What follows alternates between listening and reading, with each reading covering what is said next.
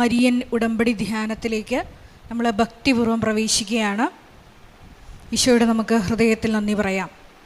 ദൈവപിതാവിനാൽ ആകർഷിക്കപ്പെട്ടിട്ട് പരിശുദ്ധ ദൈവമാതാവ് ജീവനോടെ പ്രത്യക്ഷയായ ഈ അൾത്താരയിൽ ഈ സമയം നമ്മളെ ഒരുമിച്ച് കൂട്ടിയ ദൈവപിതാവിൻ്റെ സ്നേഹത്തിന് നമുക്ക് ഹൃദയത്തിൽ നന്ദി പറയാം. 2004 ഡിസംബർ 7-ാം തീയതി ഉച്ചകഴിഞ്ഞ് 2:30 ഇതുപോലൊരു ആരാധന മധ്യയാണ് ദൈവമാതാവ് സമയഘടികാരം നെഞ്ചിൽ ചാർത്തി ഈ അൾത്താരയിൽ പ്രത്യക്ഷയായിക്കൊണ്ട് ദുരന്തം ഉണ്ടാകുവാൻ പോകുന്നു, പ്രാർത്ഥിക്കണമെന്ന വലിയ ദൈവിക സന്ദേശം കൈമാറിയത്.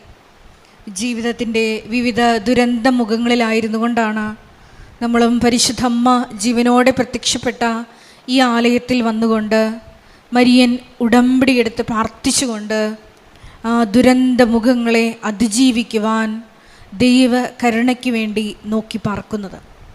ഈ ധ്യാനം നയിക്കുവാൻ പോകുന്ന കൃപാസനത്തിൻ്റെ സ്ഥാപക ഡയറക്ടറായ ബഹുമാനപ്പെട്ട VP ജോസഫ് അച്ഛനെ ദൈവപിതാവിൻ്റെ കരങ്ങളിൽ സമർപ്പിച്ച് നമുക്കൊരു നിമിഷം പ്രാർത്ഥിക്കാം. അച്ഛൻ്റെ ആരോഗ്യത്തെ പ്രത്യേകമായിട്ട് സമർപ്പിച്ച് പ്രാർത്ഥിക്കാം. ഈശോയെ, ഈ ആരാധനയിലുടനീളം അച്ഛനിലൂടെ നീ തന്നെ ഞങ്ങളോട് സംസാരിക്കണമേ എന്ന് പ്രാർത്ഥിക്കുന്നു. മരിയൻ ഉടമ്പടി നിബന്ധനകൾ വിശ്വസ്തതാപൂർവം പാലിക്കാനുള്ള വലിയ അഭിഷേകം ഈ ആരാധനയിലൂടെ ഞങ്ങൾക്ക് നൽകണമേ എന്ന് പ്രാർത്ഥിക്കുന്നു. ഞങ്ങളുടെ മരിയൻ ഉടമ്പടിയിൽ വന്നുപോയിട്ടുള്ള പാകപ്പിഴകൾ പരിഹരിക്കുവാൻ ഈശോയെ ഈ ആരാധനയിലൂടെ നീ ഞങ്ങളോട് സംസാരിക്കണമേ എന്ന് ഞങ്ങൾ പ്രത്യേകമായിട്ട് പ്രാർത്ഥിക്കുന്നു. 2015 മുതൽ കൃപാസനത്തിൽ വന്ന് തീർത്ഥാടക ഉടമ്പടിയെടുത്ത് ലോകത്തിൻ്റെ വിവിധ ഭൂഖണ്ഡങ്ങളിലായിരിക്കുന്ന ഓരോ മക്കളെയും ഈ സമയം നമുക്ക് അൾത്താരയിൽ സമർപ്പിച്ച് പ്രാർത്ഥിക്കാം. എടുത്ത ഉടമ്പടി മറന്നുകൊണ്ട് അലസമായ ജീവിതം നയിക്കുന്ന മക്കളെ പ്രത്യേകമായിട്ട് ഈ ആരാധനയിൽ നമുക്ക് സമർപ്പിച്ച് പ്രാർത്ഥിക്കാം. ഈശോയെ, മരണം വരെയും നല്ലൊരു ഉടമ്പടി സാക്ഷിയായി പരിശുദ്ധ അമ്മയുടെ ഈ അൾത്താരയിൽ നടന്ന പ്രത്യക്ഷീകരണത്തിൻ്റെ സാക്ഷിയാക്കി ഞങ്ങളെ ഓരോരുത്തരെയും ജീവിക്കുവാൻ ഈശോയെ അധിക അഭിഷേകത്താൽ നിറയ്ക്കണമേ എന്ന് നമുക്ക് ഓരോരുത്തർക്കും പ്രത്യേകമായിട്ട് പ്രാർത്ഥിക്കാം. 2020 മുതൽ ഓൺലൈനായി ഉടമ്പടിയെടുത്ത് പ്രാർത്ഥിക്കുന്ന മുഴുവൻ മക്കളെയും ഈ അൾത്താരയിൽ സമർപ്പിച്ച് പ്രാർത്ഥിക്കാം. ഈശോയെ, എല്ലാ മക്കളെയും പരിശുദ്ധ അമ്മയുടെ പ്രത്യക്ഷീകരണത്തിൻ്റെ സ്ഥിരം സാക്ഷികളാക്കി ഈ അൾത്താരയിൽ ഉയർത്തണമേ എന്ന് പ്രാർത്ഥിക്കുന്നു.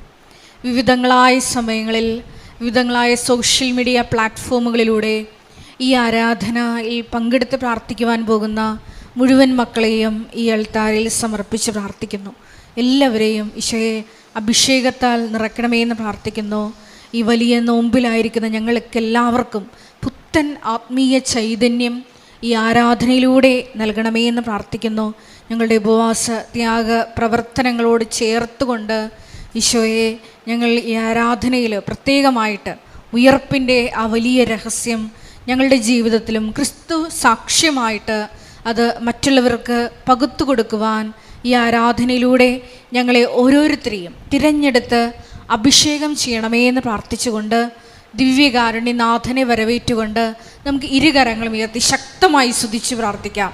യേശുവേ നന്ദി, യേശുവേ ആരാധന, ദൈവപിതാവേ നന്ദി, ദൈവപിതാവേ മഹത്വം, യേശുവേ നന്ദി, യേശുവേ ആരാധന, ദൈവപിതാവേ നന്ദി, ദൈവപിതാവേ മഹത്വം, യേശുവേ നന്ദി, യേശുവേ ആരാധന, യേശുവേ സ്തോത്രം, ദൈവപിതാവേ നന്ദി, ദൈവപിതാവേ മഹത്വം, ദൈവപിതാവേ ആരാധന.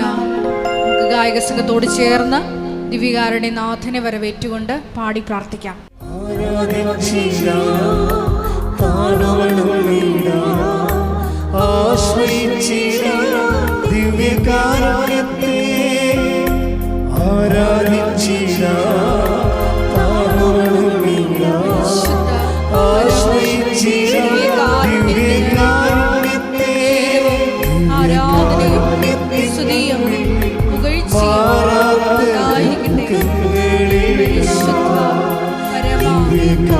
കാരുണ്യത്തിന് നേരവും ആരാധനയും സ്തുതിയും പുകഴ്ചയും ഉണ്ടായിരിക്കട്ടെ.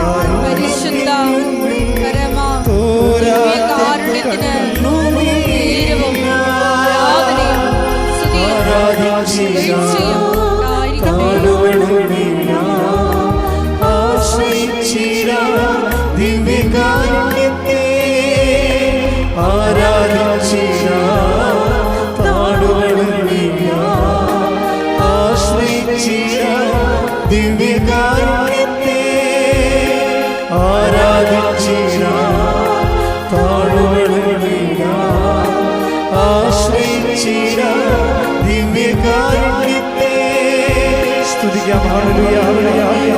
യേശുവേ ആരാധന, യേശുവേ നന്ദി. ഹല്ലേലൂയ.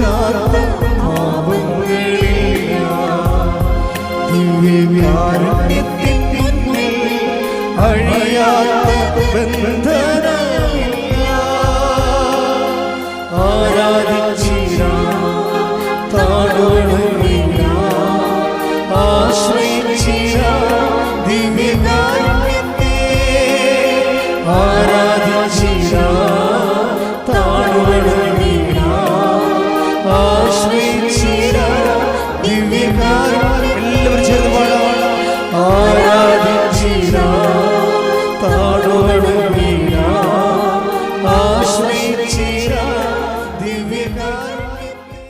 പരിശുദ്ധ പരമ ദിവ്യകാരുണ്യത്തിന് ആരാധനയും സ്തുതിയും പുകഴ്ചയും ഉണ്ടായിരിക്കട്ടെ. പരിശുദ്ധ പരമ ദിവ്യകാരുണ്യത്തിന് ആരാധനയും സ്തുതിയും പുകഴ്ചയും ഉണ്ടായിരിക്കട്ടെ. എൻ്റെ പ്രിയപ്പെട്ടവരെ,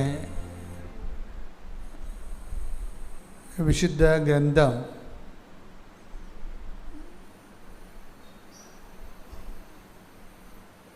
അതിൻ്റെ ഓരോ വചനങ്ങളും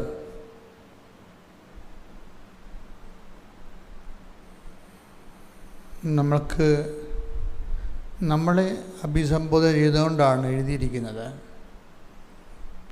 ദൈവത്തെ അന്വേഷിക്കുന്നവരെ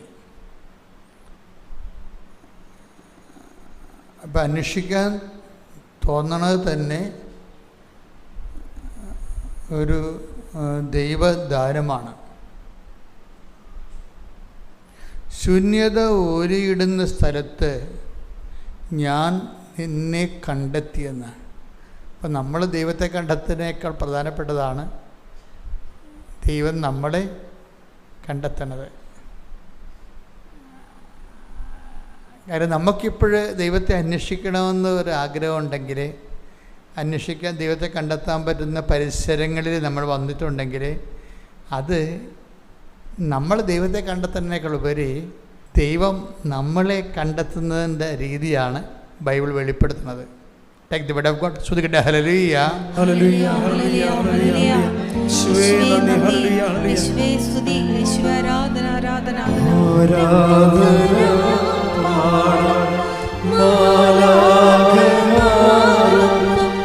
ജീവൻ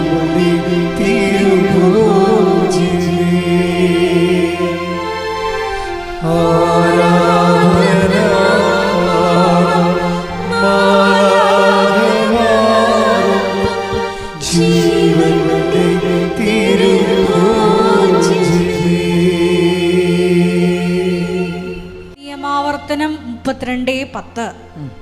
അവിടുന്ന് അവനെ മരുഭൂമിയിൽ ശൂന്യത ഓരിയിടുന്ന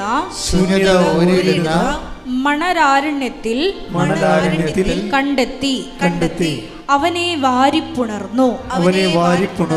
താൽപര്യപൂർവം പരിചരിച്ച് തന്റെ കണ്ണിലുണ്ണിയായി സൂക്ഷിച്ചു. അപ്പോഴേ നമ്മൾ ഒരു പക്ഷേ ഈ മരുഭൂമിയുടെ അവസ്ഥ എന്താ? മരുഭൂമിയുടെ അവസ്ഥ എന്താണ്? തണൽ മരങ്ങൾ ഒന്നും ഉണ്ടാകത്തില്ല. തണലിനെ ഒരിക്കലും നമ്മൾ സ്നേഹിക്കരുത്, ശാശ്വതമായി സ്നേഹിക്കരുത്. തണലില്ലാതെ വളരാൻ പറ്റണം. ബൈബിളിൻ്റെ ഒരു കാഴ്ചപ്പാടതാണ്, തണലില്ലാതെ വളരാൻ പറ്റണമെന്ന്. അതറിയണമെങ്കിൽ യോന ഭയങ്കര എരിവെയിലത്ത് ഇരുന്നപ്പോൾ ദൈവം ഒരു ചെടി മുളപ്പിച്ചു.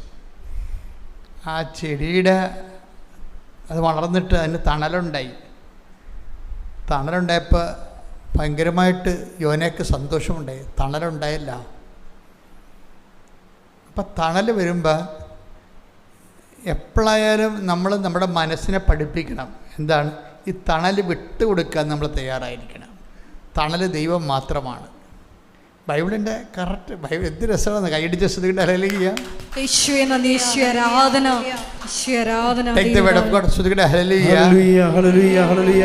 യോന 4-ാം അധ്യായം 6-7 തിരുവചനങ്ങൾ. യോന 4:6-7. യോനായിക്ക് തണലും ആശ്വാസവും നൽകുന്നതിന് ദൈവമായ കർത്താവ് ഒരു ചെടി മുളപ്പിച്ചു. ആ ചെടി കണ്ട് യോന അത്യധികം സന്തോഷിച്ചു. ഒരു തണല് വന്നപ്പോൾ ഭയങ്കര സന്തോഷമായി ആളിനെ. പക്ഷെ നമ്മൾ സന്തോഷത്തെ കല്യാണം കഴിച്ചുകൊണ്ട് അതിൻ്റെ കൂടെ ജീവിക്കാനൊന്നും പറ്റത്തില്ല നമുക്ക്. കാരണം ദൈവമാണ് ദൈവം മാറിപ്പോവും. തണലാണ് ദൈവം എന്ന് നമ്മൾ പറയും. അതുകൊണ്ട് എപ്പോഴും നിൻ്റെ കർത്താവ് ദൈവം ഞാനാകുന്നു എന്നുള്ള പഠനം എപ്പോഴും വന്നുകൊണ്ടിരിക്കും. നമ്മളെപ്പോഴും ഒന്നും മറക്കരുത്. ജോലിയിൽ മതി മറക്കരുത്, നിങ്ങളുടെ ജീവിത പങ്കാളിയിൽ മതി മറക്കരുത്. ഡിറ്റാച്ച്മെൻറ്റിൻ്റെ സന്ദേശം ഈ നിങ്ങൾ ദൈവത്തെയാണ് അന്വേഷിക്കണമെന്നുണ്ടെങ്കിൽ ഇവർ പോയിക്കൊള്ളട്ടെ എന്ന് ഈശോ പറയത്തില്ലേ? ഇവരാരാണ്? നിങ്ങൾക്ക് എന്നെയാണ് ആവശ്യമെങ്കിൽ ഇവർ, കർത്താവിൻ്റെ ഒരു വചനമാണ്, പീഡാനുഭവ കാലത്ത് നമ്മൾ ധ്യാനിക്കേണ്ട ഒരു വചനമാണ്. Take the bed of God. ശ്രുതിയുടെ ഹല്ലേലൂയ. യോഹന്നാൻ 18:8. യോഹന്നാൻ 18:8. യേശു പ്രതിവചിച്ചു, ഞാനാണ് എന്ന് നിങ്ങളോട് പറഞ്ഞുവല്ലോ. നിങ്ങൾ എന്നെയാണ് അന്വേഷിക്കുന്നതെങ്കിൽ ഇവർ പൊയ്ക്കൊള്ളട്ടെ. ദൈവത്തിൻ്റെ കൂടെ നിൽക്കണ കുറേ ആൾക്കാരുണ്ട്. നമ്മൾ അറിയാതെ ചിലപ്പോൾ ദൈവത്തിൻ്റെ പകരം അവരന്വേഷിക്കും. ഈ ഡിറ്റാച്ച്മെൻറ്റിൽ നമ്മളെപ്പോഴും തയ്യാറായാൽ മാത്രമേ ദൈവാനുഭവത്തിലേക്ക് നമ്മുടെ വിശ്വാസത്തെ സത്യസന്ധമായി ദൈവം കാണത്തുള്ളൂ. ഇതൊരു ഭയങ്കര സീരിയസ് വിഷയമാണ്. വിശ്വാസമല്ല വിഷയം. വിശ്വാസം ആർക്കും കൊടുക്കാം. പക്ഷേ വിശ്വാസത്തെ സത്യസന്ധമായ റെസ്പോൺസാണ് പ്രശ്നം. വിശ്വാസമല്ല പ്രശ്നം. ഇപ്പം സാറായോടും എബ്രാഹത്തിനോടും ഒരു കാര്യമല്ലേ പറഞ്ഞത്? അടുത്ത വസന്തത്തിൽ ഞാനിതിലേ പോവും, നിങ്ങൾക്കൊരു കുഞ്ഞുണ്ടാകും. പക്ഷെ ഒരാൾ ചിരിച്ചില്ലേ? ഒരേ വചനം പറയുമ്പോൾ അതാണ് വിഷയം. അപ്പോൾ വചനമല്ല പ്രശ്നം അവിടെ. വചനം എബ്രഹാം കേട്ടു, സാറ കേട്ടു. പക്ഷേ സാറ എന്ത് ചെയ്ത്? ചിരിച്ചു. അതാണ് ഒരു പ്രോബ്ലം വന്നത്. അപ്പോൾ ഈ നമ്മളെ സംബന്ധിച്ചിടത്തോളം വിശ്വാസമല്ല വിഷയം, വിശ്വാസം സ്വീകരിക്കുന്ന വ്യക്തിയാണ് വിഷയം. ദൈവം ഈ ആളെ ടെസ്റ്റ് ചെയ്തുകൊണ്ടേയിരിക്കും. ഒന്നാമത്തിൽ എല്ലാം ടെസ്റ്റ് ചെയ്ത് നമ്മൾക്കിങ്ങനെ പറ്റിപ്പൊന്നും നടക്കത്തില്ല. പറ്റിപ്പ് നടക്കുക അത് എപ്പോഴും എനിക്ക് ഇത്രയും ഉടമ്പടി മുന്നോട്ട് പോയപ്പോൾ എനിക്ക് മനസ്സിലായത്, പറ്റിപ്പുകാർ ഒരു 50% ഉടമ്പടി എടുത്തിട്ടുണ്ട്. പറ്റിപ്പുകാർ അവർക്കറിയത്തില്ല, അവരെ ബേസിക്കായിട്ട് ജന്മനാ പറ്റിപ്പുകാരാണ്. എല്ലായിടത്തും ചെന്നാലും ഒരു പറ്റിപ്പ് അവർ നടത്തും. തൻ്റെ പഠന കാര്യങ്ങളിലായാലും അത് തൻ്റെ എന്ത് വീട്ടിലെ വിഷയമായാലും ഉത്തരവാദിത്തങ്ങളായാലും അതെല്ലാം അവരുടെ ഒരു പറ്റിപ്പിലേ അവർ ചെയ്യത്തുള്ളൂ. അതെന്താ പ്രശ്നം? അതുകൊണ്ട് എന്ത് പറ്റുമ്പോൾ ഉടമ്പടി എടുക്കുമ്പോൾ നമുക്ക് വളരെയേറെ ഈ ഒരു അപകടം നമുക്ക് അറിയണം. നമ്മളെല്ലാം നമ്മുടെ രീതിയിലാണ് ചെയ്യത്തുള്ളത്. അതാണ് ഒരു അപകടം ഇതിൻ്റെ അകത്ത് വരണത്. ദൈവമാണെങ്കിൽ ഇപ്പം നിങ്ങളുടെ ഭർത്താവിൻ്റെ പോക്കറ്റിൽ നിന്ന് നിങ്ങൾ തുണി കഴുകാൻ നേരത്തെ അതിൻ്റെ അകത്ത് ഉണ്ടായിരുന്ന കാശ് നിങ്ങളെടുത്ത് നിങ്ങൾ വിചാരിച്ച് ഭർത്താവല്ലേ നമ്മുടെ ആളല്ലേ, ഞാൻ തന്നെ ഭർത്താവ് തന്നെ ഞാൻ പറഞ്ഞിട്ട് നമ്മൾ കാശെടുത്ത് പറയാമെന്ന് വിചാരിച്ചു. എപ്പോഴെങ്കിലും നമ്മൾ പറയും. പക്ഷേ ഭജന ഇത് അഡ്മിറ്റ് ചെയ്യത്തില്ല, ഭജന സമ്മതിക്കത്തില്ല ഈ സംഭവം. അതറിയണമെങ്കിലേ നമ്മുടെ ഈ പ്രഭാഷണം എടുത്ത് ശ്രുതിക്കട്ടെ. ഹല്ലേലൂയ ഹല്ലേലൂയ ഹല്ലേലൂയ ഹല്ലേലൂയ യേശുവേ നന്ദി. ഹല്ലേലൂയ ഹല്ലേലൂയ യേശുവേ സ്തുതി. ഹല്ലേലൂയ ഹല്ലേലൂയ ഹല്ലേലൂയ യേശുവേ ആരാധന. പ്രഭാഷകൻ 41:19. സ്വന്തം സ്ഥലത്ത് നിന്ന് മോഷ്ടിക്കുക മോഷ്ടിക്കുക ഇവയെല്ലാം ലജ്ജാകരമാണ്. ഇതാണ് അവസ്ഥ. സ്വന്തം സ്ഥലം എന്ന് പറഞ്ഞാൽ എന്താണ്? ഭർത്താവായാലും ഭാര്യയായാലും മക്കളായാലും അത് നമ്മുടെ സ്വന്തമല്ലേ. പക്ഷെ സ്വന്തം സ്ഥലത്ത് നിന്നാണെങ്കിൽ പോലും മോഷ്ടിക്കുക ലജ്ജാകരമാണെന്ന്. അതാണ് വിഷയം. എന്ന് വെച്ച് കഴിഞ്ഞാൽ ബൈബിൾ ഈ വിഷയം നമുക്ക് ഹാഫ് ബോയിൽഡ് എഗ് എന്നൊക്കെ പറയത്തില്ലേ. നിങ്ങൾ ഇപ്പോൾ അമ്മയോട് നിങ്ങൾ മുട്ട വാട്ടി തരാൻ പറഞ്ഞു കഴിഞ്ഞാൽ പുഴുങ്ങി വേണം വാട്ടിയത് വേണം എന്നൊക്കെ ചോദിക്കത്തില്ലേ. കാരണം അമ്മ ചോദിക്കും. കാര്യം ഓരോ കുഞ്ഞുങ്ങൾ ഓരോ ടൈപ്പാണ്. ചില വാട്ടിയത് കഴിക്കത്തുള്ളൂ, ചില പുഴുങ്ങിയേ കഴിക്കത്തുള്ളൂ. അപ്പോൾ ഈ ഹാഫ് ബോയിൽഡ് എന്ന് പറഞ്ഞ സാധനം, വാട്ടിയ മുട്ട, വചനത്തിൽ വാട്ടിയ വചനങ്ങളില്ല. ശരിക്കും ഒറ്റ സംഭവമേ ഉള്ളൂ, സത്യവചനം. ഇത് വിശ്വസ്തതമായിട്ട് വരുന്നൊരു വിഷയമാണ്. കാര്യം ഉടമ്പടി എന്ന് പറഞ്ഞാൽ ഉടനെ ദൈവം പറയും, ഉടമ്പടി എന്ന് പറഞ്ഞാൽ ദൈവം ഉടനെ പറയും വിശ്വസ്തത എന്ന് പറയും. ഇതിന് റെഡിയാണെങ്കിൽ ഉടമ്പടി ഇടിമിന്നൽ പോലെ പിടിക്കും, പെട്ടെന്ന് പിടിക്കും.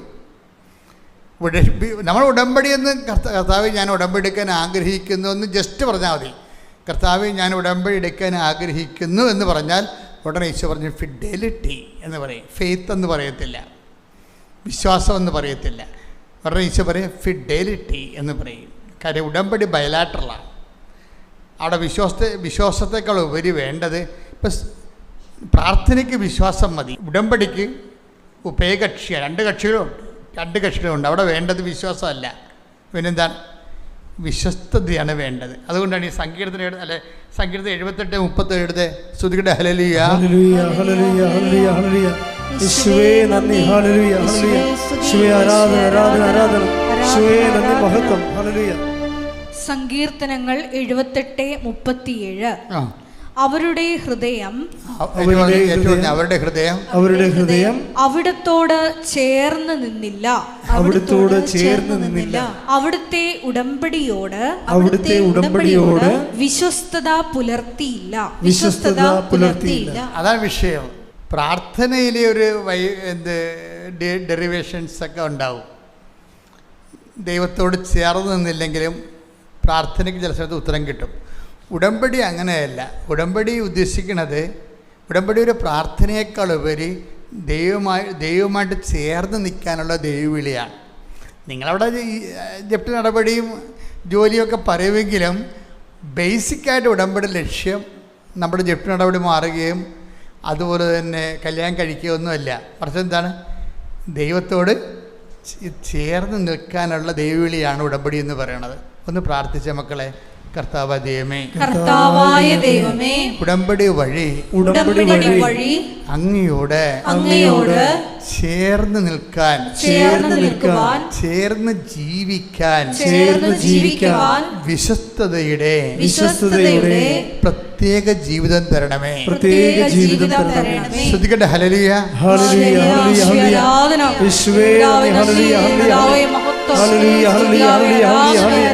വിശ്വസ്താപൂർവ്വം പാലിക്കുവാൻ ആരാധനയിലൂടെ ഞങ്ങളെ അഭിഷേകം ചെയ്യണമേ. യേശുവേ നന്ദി.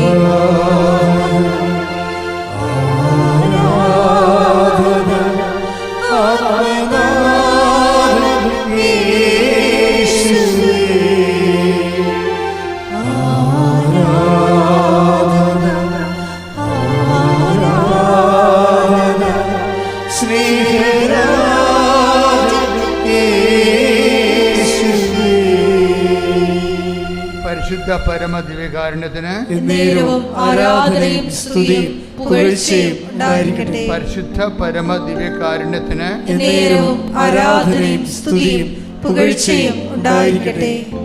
എല്ലാം ദാനമായിരിക്കേ.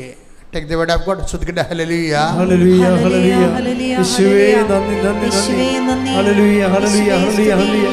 യേശുവേ ആരാധന ആരാധന. യേശുവേ നന്ദി, മഹത്വം മഹത്വം. 1 കൊരിന്തോസ് 4:7. 1 കൊരിന്തോസ് 4:7. നിനക്ക് എന്ത് പ്രത്യേക മഹാത്മ്യമാണുള്ളത്? നിനക്ക് എന്ത് പ്രത്യേക മഹാത്മ്യമാണുള്ളത്? ദാനമായി ലഭിച്ചതല്ലാതെ നിനക്ക് എന്തുണ്ട്? എല്ലാം ദാനമായിരിക്കെ ദാനമല്ല എന്ന മട്ടിൽ എന്തിന് നീ അഹങ്കരിക്കുന്നു? ഇതിൻ്റെ ഈ വചനം ഒരിക്കലും മറന്നു പോകരുത്. കാര്യം ഉടമ്പടി ബേസ് ചെയ്തിരിക്കുന്നത് not by merit but by ഗ്രേസിലാണ്, അല്ലേ? നിങ്ങളുടെ യോഗ്യത കൊണ്ടല്ല, എൻ്റെ കൃപ കൊണ്ട്. ഇവിടെ ഒരു പ്രശ്നമുള്ളത്, ഇത് നോട്ട് ബൈ മെരിറ്റ് പറഞ്ഞില്ലേ? മെരിറ്റിൽ ദൈവം വർക്ക് ചെയ്യാത്തത് എന്താണെന്നറിയാമോ? ഈ വചനത്തിലുണ്ടത് 1 കൊരിന്ത്യൻസ് 4:7. മെരിറ്റിൽ നമ്മൾ ആശ്രയിച്ച, ഇപ്പം ആൾക്കാരെന്നാ ചെയ്യണമെന്ന് ചോദിച്ചു കഴിഞ്ഞാൽ അവർ മെരിറ്റിലും ആശ്രയിക്കും. നമുക്ക് മാർക്കുണ്ടല്ലോ, നമുക്ക് FD-യിൽ പണം കിടക്കുന്നുണ്ടല്ലോ, നമ്മുടെ മക്കളെല്ലാം നല്ല ജീവിതമാണല്ലോ, അവർക്ക് കുഴപ്പമൊന്നും ഇല്ലല്ലോ. അപ്പോൾ പിന്നെ എന്ന് വെച്ചാൽ നമ്മുടെ ഒരു വശം നമ്മൾ അറിഞ്ഞോ അറിയാതെ ഒരു കാല്, ഒരു ലെഗ്, 1 ലെഗ് മെരിറ്റിലാണ് എപ്പോഴും. ഇതുകൊണ്ട് ഈ ഗ്രേസിലുള്ള ലെഗ് വർക്ക് ചെയ്യത്തില്ല. അതുകൊണ്ടാണ് അപ്പം നമ്മൾ പകുതി മെരിറ്റിലും, ആൾക്കാരെങ്ങനെയാണ് നമ്മളെ പഠിപ്പിച്ചിരിക്കണം, അങ്ങനെയാണല്ല, താൻ പാതി പറയും. പക്ഷേ ബിബ്ലിക്കലായിട്ടത് ഒക്കത്തില്ല. ബിബ്ലിക്കലായിട്ടത് എല്ലാം ദാനമാണെന്ന് പറഞ്ഞത്. എവരിത്തിങ് ഇസ് ഗ്രേസ് എന്നാണ്, മെരിറ്റ് എന്നല്ല പറയണത്. എല്ലാം ദാനം. നിൻ്റെ മക്കൾ ദാനം, നിൻ്റെ ആരോഗ്യം ദാനം. ഇപ്പം തന്നെ എന്താ പറയണത്? ശൂന്യത ഓരിയിടുന്ന സ്ഥലമെന്ന് പറഞ്ഞാൽ എന്താണ്? മരുഭൂമിയല്ലേ? മരുഭൂമിയിൽ നീ എന്നെ കണ്ടെത്തുകയല്ലേ ചെയ്യണത്, ഞാൻ നിന്നെ കണ്ടെത്തിയെന്നാണ് വചനം. ആ വചനം ഭയങ്കര രസമാണ്. ഇപ്പം നിങ്ങൾക്കിപ്പോൾ സാമ്പത്തിക കടത്തിൻ്റെ ഒരു കാലമാണെന്ന് ചോദിച്ചത്, നിങ്ങൾ മരുഭൂമിയിലാണ്, നിങ്ങളുടെ തണലില്ല അവിടെ. കാര്യം നിങ്ങൾക്ക് തരാമെന്ന് പറഞ്ഞ ആൾക്കാർ നിങ്ങളെ കടത്തില്ല. തണലെങ്ങനെ ഉണ്ടാണ്? അപ്പോൾ നിങ്ങൾ മരുഭൂമിയിലാണ്. പക്ഷെ നിങ്ങൾ മരുഭൂമിയിലാണെങ്കിലും നിങ്ങൾ ഉടമ്പടിയിലാണ്. അതാര് കണ്ടെത്തിയതാ? ശൂന്യത ഓരിയിടുന്ന സ്ഥലത്ത് ഞാൻ നിന്നെ കണ്ടെത്തി. കൈയടിച്ച് സുഖിക്കട്ടെ. ഹല്ലേലൂയ.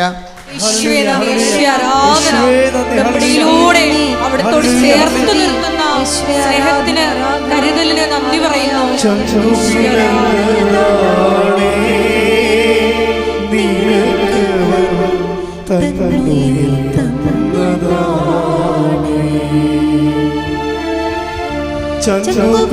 ചഞ്ചുപിളർന്നതാണേ നിനക്കവൻ തന്നുയർത്തന്നതാണേ നോവിനുല പ്രിയ പ്രാണനുലഞ്ഞപ്പോ നിൻമുഖം കണ്ടതാണേ നെഞ്ചിലവൻ നിന്നെ വഹിച്ചതാണേ നോവിനുലയിൽ പ്രിയ പ്രാണനുലഞ്ഞപ്പോ നിൻമുഖം കണ്ടതാണേ നെഞ്ചിലവൻ നിന്നെ വഹിച്ചതാണേ. പരിശുദ്ധ പരമദിവ്യകാരുണ്യത്തിന് ആരാധനയും സ്തുതിയും പുകഴ്ചയും ഉണ്ടായിരിക്കട്ടെ. നിയമാർത്ഥന 7:9 വായിച്ച് ശ്രുതിക്കട്ടെ. Hallelujah, hallelujah, hallelujah. യേശുവേ നന്ദി, യേശുവേ സ്തുതി. Hallelujah, hallelujah, hallelujah, hallelujah. യേശുവേ ആരാധന, ആരാധന. യേശുവേ നന്ദി, മഹത്വം. നിയമാവർത്തനം 7:9. അതിനാൽ നിങ്ങൾ അറിഞ്ഞുകൊള്ളുക, അതിനാൽ നിങ്ങൾ അറിഞ്ഞുകൊള്ളുക, നിങ്ങളുടെ ദൈവമായ കർത്താവാണ് ദൈവം. നിങ്ങളുടെ ദൈവമായ കർത്താവാണ് ദൈവം. തന്നെ സ്നേഹിക്കുകയും തന്റെ കൽപ്പന പാലിക്കുകയും ചെയ്യുന്നവനോട് 1000 തലമുറകൾ വരെ ഉടമ്പടി പാലിക്കുകയും അചഞ്ചലമായ സ്നേഹം പ്രകടിപ്പിക്കുകയും ചെയ്യുന്ന വിശ്വസ്തനായ ദൈവം. ഇതിപ്പോൾ എടുക്കാൻ കാര്യം എന്ന് വെച്ച് കഴിഞ്ഞാൽ, ഞാൻ ഇങ്ങനെ ധ്യാനിപ്പിച്ചിരിക്കുന്ന സമയത്ത് പരിശുദ്ധാത്മാവ് പറഞ്ഞു, ഉടമ്പടി ആർക്കാണ് എടുക്കാൻ പറ്റണത്? വിശ്വസ്തത എന്ന് പറയുന്നത് ദൈവസ്നേഹം ഉണ്ടെങ്കിലേ വിശ്വസ്തത ഉണ്ടാകത്തുള്ളെന്ന്. സാങ്കേതിക വിശ്വസ്തത, ടെക്നിക്കൽ ഫിഡലിറ്റി നമുക്ക് വേണേൽ കാണിക്കാം. Technical fidelity. അപ്പോൾ ഈ രാജാക്കന്മാർ തമ്മിൽ പൊളിറ്റിക്കൽ ഫിഡലിറ്റി ഇല്ലേ, രാജ്യങ്ങൾ തമ്മിൽ കാണിക്കുന്ന ഡിപ്ലോമാറ്റിക് ഫിഡലിറ്റിയാണ് ടെക്നിക്കൽ ഫിഡലിറ്റി, നയതന്ത്രപരമായ വിശ്വസ്തത. അപ്പം നയതന്ത്രമായ വിശ്വസ്തത നമുക്ക് അങ്ങനെ ഒരു ഡിപ്ലോമാറ്റിക് ഫിഡലിറ്റി, നയതന്ത്രപരമായ വിശ്വസ്തത ദൈവവുമായിട്ട് സാധിക്കത്തില്ല. സാങ്കേതിക വിശ്വസ്തത എന്ന് പറയും അതിനെ. അപ്പോൾ അതുകൊണ്ട് എന്താ ചെയ്യേണ്ടത്? ബൈബിൾ എന്താ ചെയ്യണത്? ദൈവ വിശ്വസ്തതയെ ദൈവസ്നേഹത്തിൻ്റെ പരിധി കൊണ്ടുവന്നിരിക്കുക. അപ്പോൾ ആദ്യം നമ്മൾ ശ്രമിക്കുന്നത് വിശ്വസ്തതയ്ക്കല്ല ശ്രമിക്കേണ്ടത്. എന്താണ്? ദൈവത്തോട് ഏകപക്ഷീയമായ സ്നേഹം ജനിപ്പിക്കാൻ വേണ്ടി പ്രാർത്ഥിക്കുന്നു. ഇപ്പം നിങ്ങൾ ഓരോരോ കാര്യങ്ങൾ ചെയ്യണില്ലേ, ഓരോരോ കാര്യങ്ങൾ ചെയ്യുമ്പോൾ ചില ആൾക്കാർ കടുത്ത വിശ്വസ്തതയിലാണ് അങ്ങനെ ചെയ്യണത്. ചില ആൾക്കാർ ഉടമ്പടി എടുത്തതിൻ്റെ പേരിലാണ് അങ്ങനെ, അതാണ് ടെക്നിക്കൽ വിശ്വസ്തത എന്ന് പറയണത്. ഉടമ്പടി എടുത്തതിൻ്റെ പേരിൽ അങ്ങനെ അവർ ചെയ്യും, പക്ഷെ അതിന് ടെക്നിക്കൽ വിശ്വസ്തത എന്ന് പറയും. അത് ഉടമ്പടി വർക്കൗട്ട് ചെയ്യത്തില്ല. നമ്മൾ ഉടമ്പടിയിലെ വിശ്വസ്തത എന്ന് പറയുന്നത് ഔട്ട് ഓഫ് ലവ് ആണ്. ദൈവത്തോടുള്ള സ്നേഹം കൊണ്ട് ഞാൻ വിശ്വസ്തത കാണിക്കുന്നു. ദൈവത്തോടുള്ള സ്നേഹം കൊണ്ട് വേറെ ഒരു കണ്ടീഷനൊന്നുമില്ല, വേറെ കണ്ടീഷൻസൊന്നുമില്ല. ദൈവം ഒന്ന് പ്രാർത്ഥിച്ചേ. കർത്താവായ ദൈവമേ, അങ്ങയോടുള്ള വ്യക്തിപരമായ സ്നേഹത്താൽ വിശ്വസ്തതയുടെ ഉടമ്പടി ജീവിതം നയിക്കുവാൻ എന്നെ സഹായിക്കണമേ. ശ്രുതിക്കട്ടെ. Hallelujah, hallelujah, hallelujah, hallelujah. യേശുവേ നന്ദി, ഹല്ലേലൂയ, ഹല്ലേലൂയ.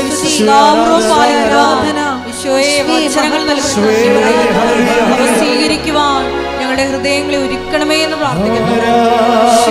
ആരാധന,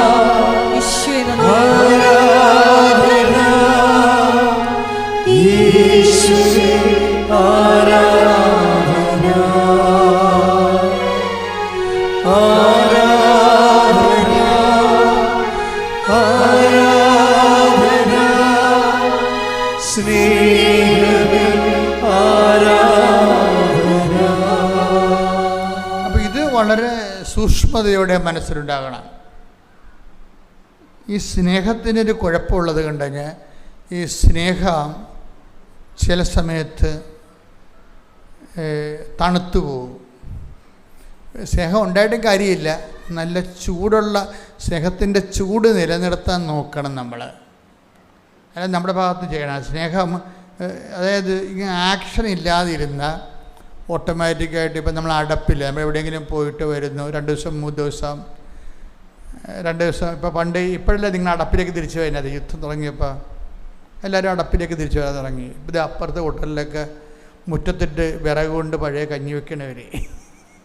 അപ്പോൾ അടപ്പിലേക്ക് മനുഷ്യൻ തിരിച്ചു വരികയാണ്. ഇത് എല്ലാത്തിലേക്കും തിരിച്ചു വരേണ്ടി വരും. എല്ലാത്തിലേക്കും കാലങ്ങൾ ചെല്ലുന്തോറും പുതിയ പുതിയ പ്രശ്നങ്ങൾ വരുമ്പോൾ എല്ലാത്തിലേക്കും നമ്മൾ ഉപേക്ഷിച്ച് കളഞ്ഞതിലേക്ക് തിരിച്ചു വരേണ്ടി വരും. പണ്ടൊക്കെ അടപ്പൊക്കെ നമ്മൾ വീടുകളിൽ നിന്ന് വിട്ടുപോയാൽ ഒരു 5-6 ദിവസം കഴിഞ്ഞ് വരുമ്പോൾ നമ്മൾ അടപ്പ് കല്ലൊക്കെ പൊക്കി നോക്കുമ്പോൾ അതിൻ്റെ അകത്ത് ഇരട്ടവാലൻ പുതിയ ആൾക്കാരൊക്കെ താമസം തുടങ്ങും അവിടെ. കാര്യം അടപ്പ് തണുത്തത് കൊണ്ടാണ്. അടപ്പ് തണുത്തു കഴിഞ്ഞാലുള്ള കുഴപ്പം വെച്ചാൽ വേറെ ആൾക്കാർ കയറി അതിൻ്റെ താമസിക്കും. അതിൻ്റെ മെയിൻ ആളാണ് ഇരട്ടവാലിനും തേരിട്ടയൊക്കെ. ഇതുപോലെയാണ് ദൈവത്തോടുള്ള സ്നേഹം തണുത്താൽ വേറെ താല്പര്യങ്ങൾ കയറി വരും. അതെപ്പോഴും നമ്മൾ സാധാരണ സ്നേഹം എപ്പോഴും ചൂടായിട്ട് നിലനിർത്തണം. ദൈവത്തോടുള്ള സ്നേഹം നമുക്ക് തണുത്താൽ വേറെ താല്പര്യങ്ങൾ കയറി വരും. ദൈവമാണെങ്കിൽ ഇതൊന്നും കോംപ്രമൈസ് ചെയ്യത്തില്ല, ഒരു കോംപ്രമൈസും ഇല്ല.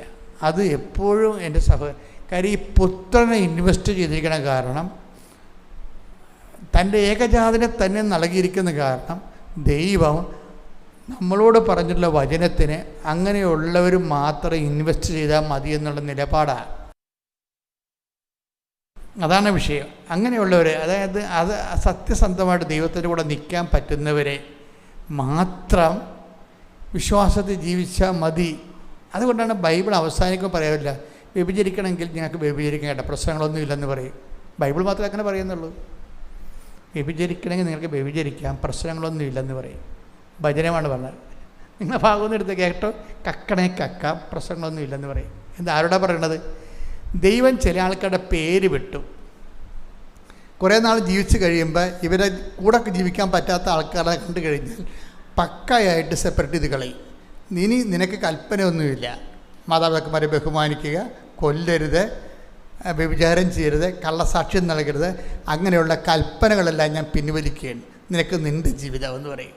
വെച്ചാൽ സൈ കെട്ടിട്ട് കട്ട് ചെയ്ത് കളയണതാണ്. വചനം വെളിപാടാണ് ലാസ്റ്റ് കർത്താവിൻ്റെ പുസ്തകമുള്ളത്. അവിടെ ഈ ആളെ പുറത്താക്കിയിട്ടാണ് ബൈബിൾ അവസാനിക്കുന്നത്. അപ്പോൾ അവസ്ഥ മനസ്സിലായില്ലേ? വെളിപാട് 22:11 ലാസ്റ്റ് അധ്യായമായി. എന്താ വെളിപാട് 22:11 കേട്ടോ.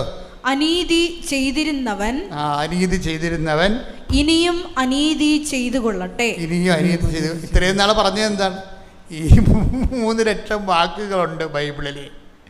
4000 കൊല്ലം എടുത്താണ് ഇത് വെളിപ്പെടുത്തിയത്. ഈ 4000 കൊല്ലം പറഞ്ഞുകൊണ്ടിരുന്നത് അനീതി ചെയ്യരുതെന്നാണ് പറയണത്. അവസാനം കയറി തട്ടണ കണ്ടില്ലേ? എന്താ പറയണത്? കൽപ്പനയെല്ലാം പിൻവലിക്കുന്നു. എല്ലാവരുടേതും അല്ല. നേരത്തെ പറഞ്ഞ പോലെ ചേർന്ന് നിൽക്കാൻ പറ്റാത്ത ആൾക്കാരുടെ അവർക്കുള്ള കൽപ്പനകൾ പിൻവലിക്കുന്നു. നിങ്ങൾക്ക് എന്താ മനസ്സിനിണങ്ങിയത്? അബോർഷനെങ്കിൽ അബോർഷൻ, വ്യഭിചാരമെങ്കിൽ വ്യഭിചാരം, 5 കെട്ടുകയാണെങ്കിൽ 5 കെട്ടുക, എന്താണെന്ന് വെച്ചാൽ കാണിക്കുക. നോക്കി അത്രയും ക്ലിയറാണ് സംഭവം. അവിടെ വെച്ചാൽ എല്ലാം ക്ലിയർ. എന്ന് വെച്ചാൽ കണക്ക് തീർക്കുകയാണ്.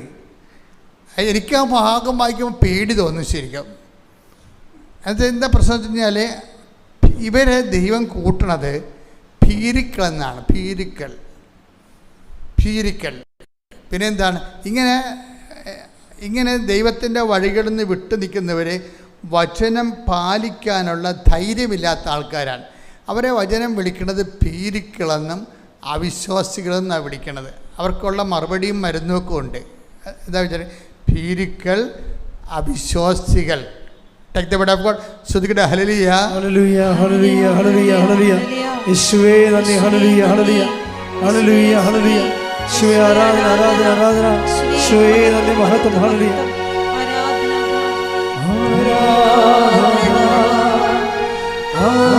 ആരാധന, യേശുവേ ആരാധന, ആരാധന, ആരാധന, യേശുവേ ആരാധന. വെളിപാട് 21:8. വെളിപാട് 21:8.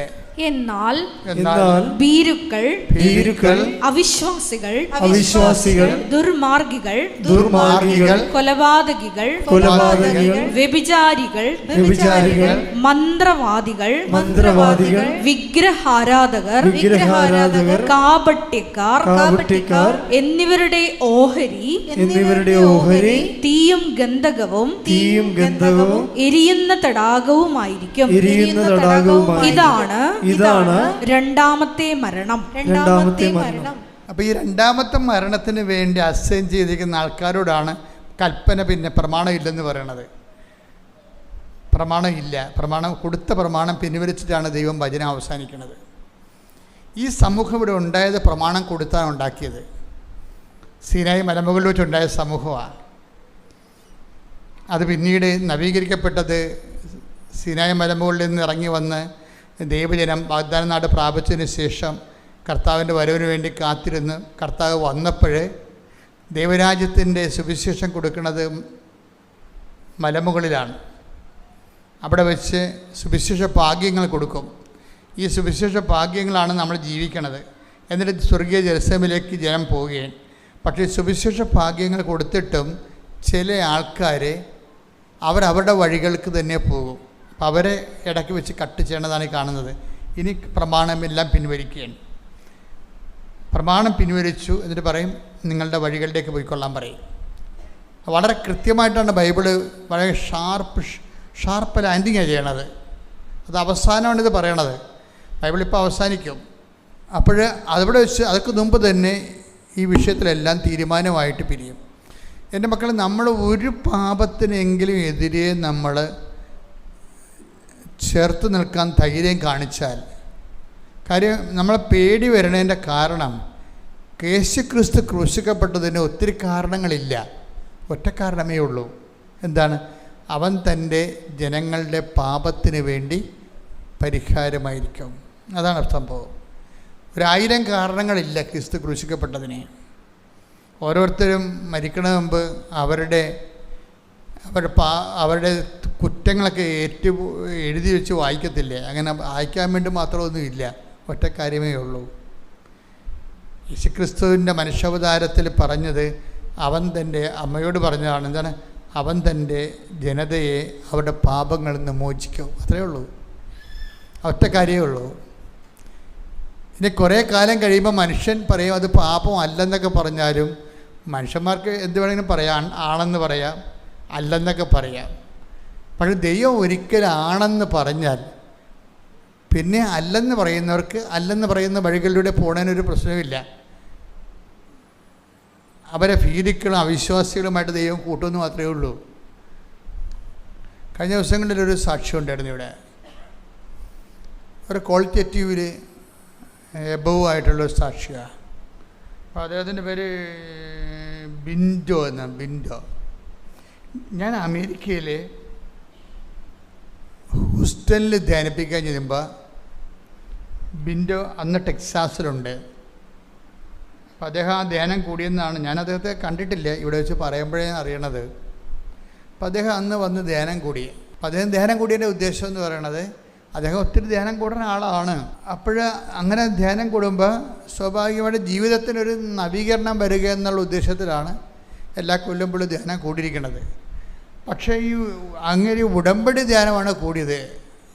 ഉടമ്പടി ധ്യാനം കൂടിയപ്പോൾ ഈ ബിൻഡോയ്ക്ക് ഒരു പെട്ടെന്ന് അദ്ദേഹത്തിന് ഒരു പ്രത്യാശ കിട്ടി.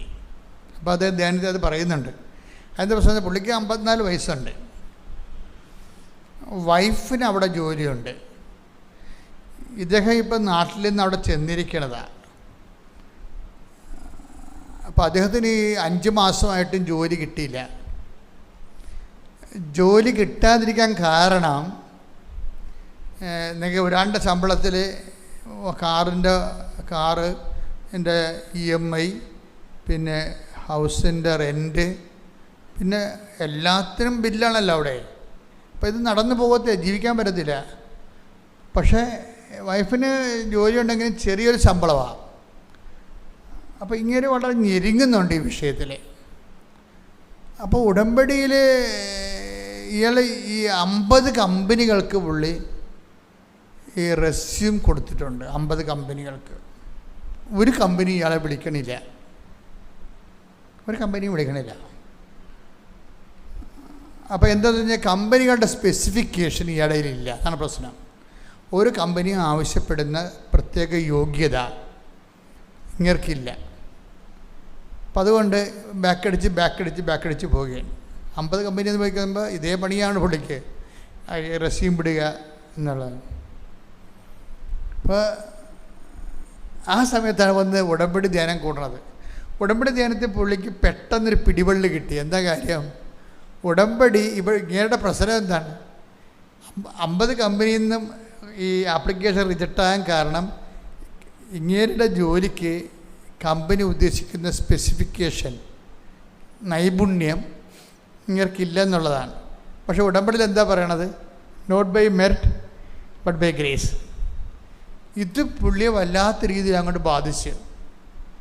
കാര്യം നമ്മുടെ യോഗ്യതയാലല്ല, കർത്താവിൻ്റെ കൃപയെന്ന്. അപ്പോൾ അതുകൊണ്ട് അത് കേട്ടോടുകൂടി ഈ ഹൂസ്റ്റലിലെ ധ്യാനം ഇത് മാത്രമല്ല, ഭയങ്കര ഗംഭീര വിജയമായിരുന്നത്.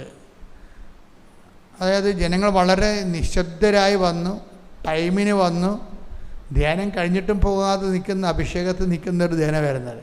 അപ്പം അതിലൊരാളാണിത്.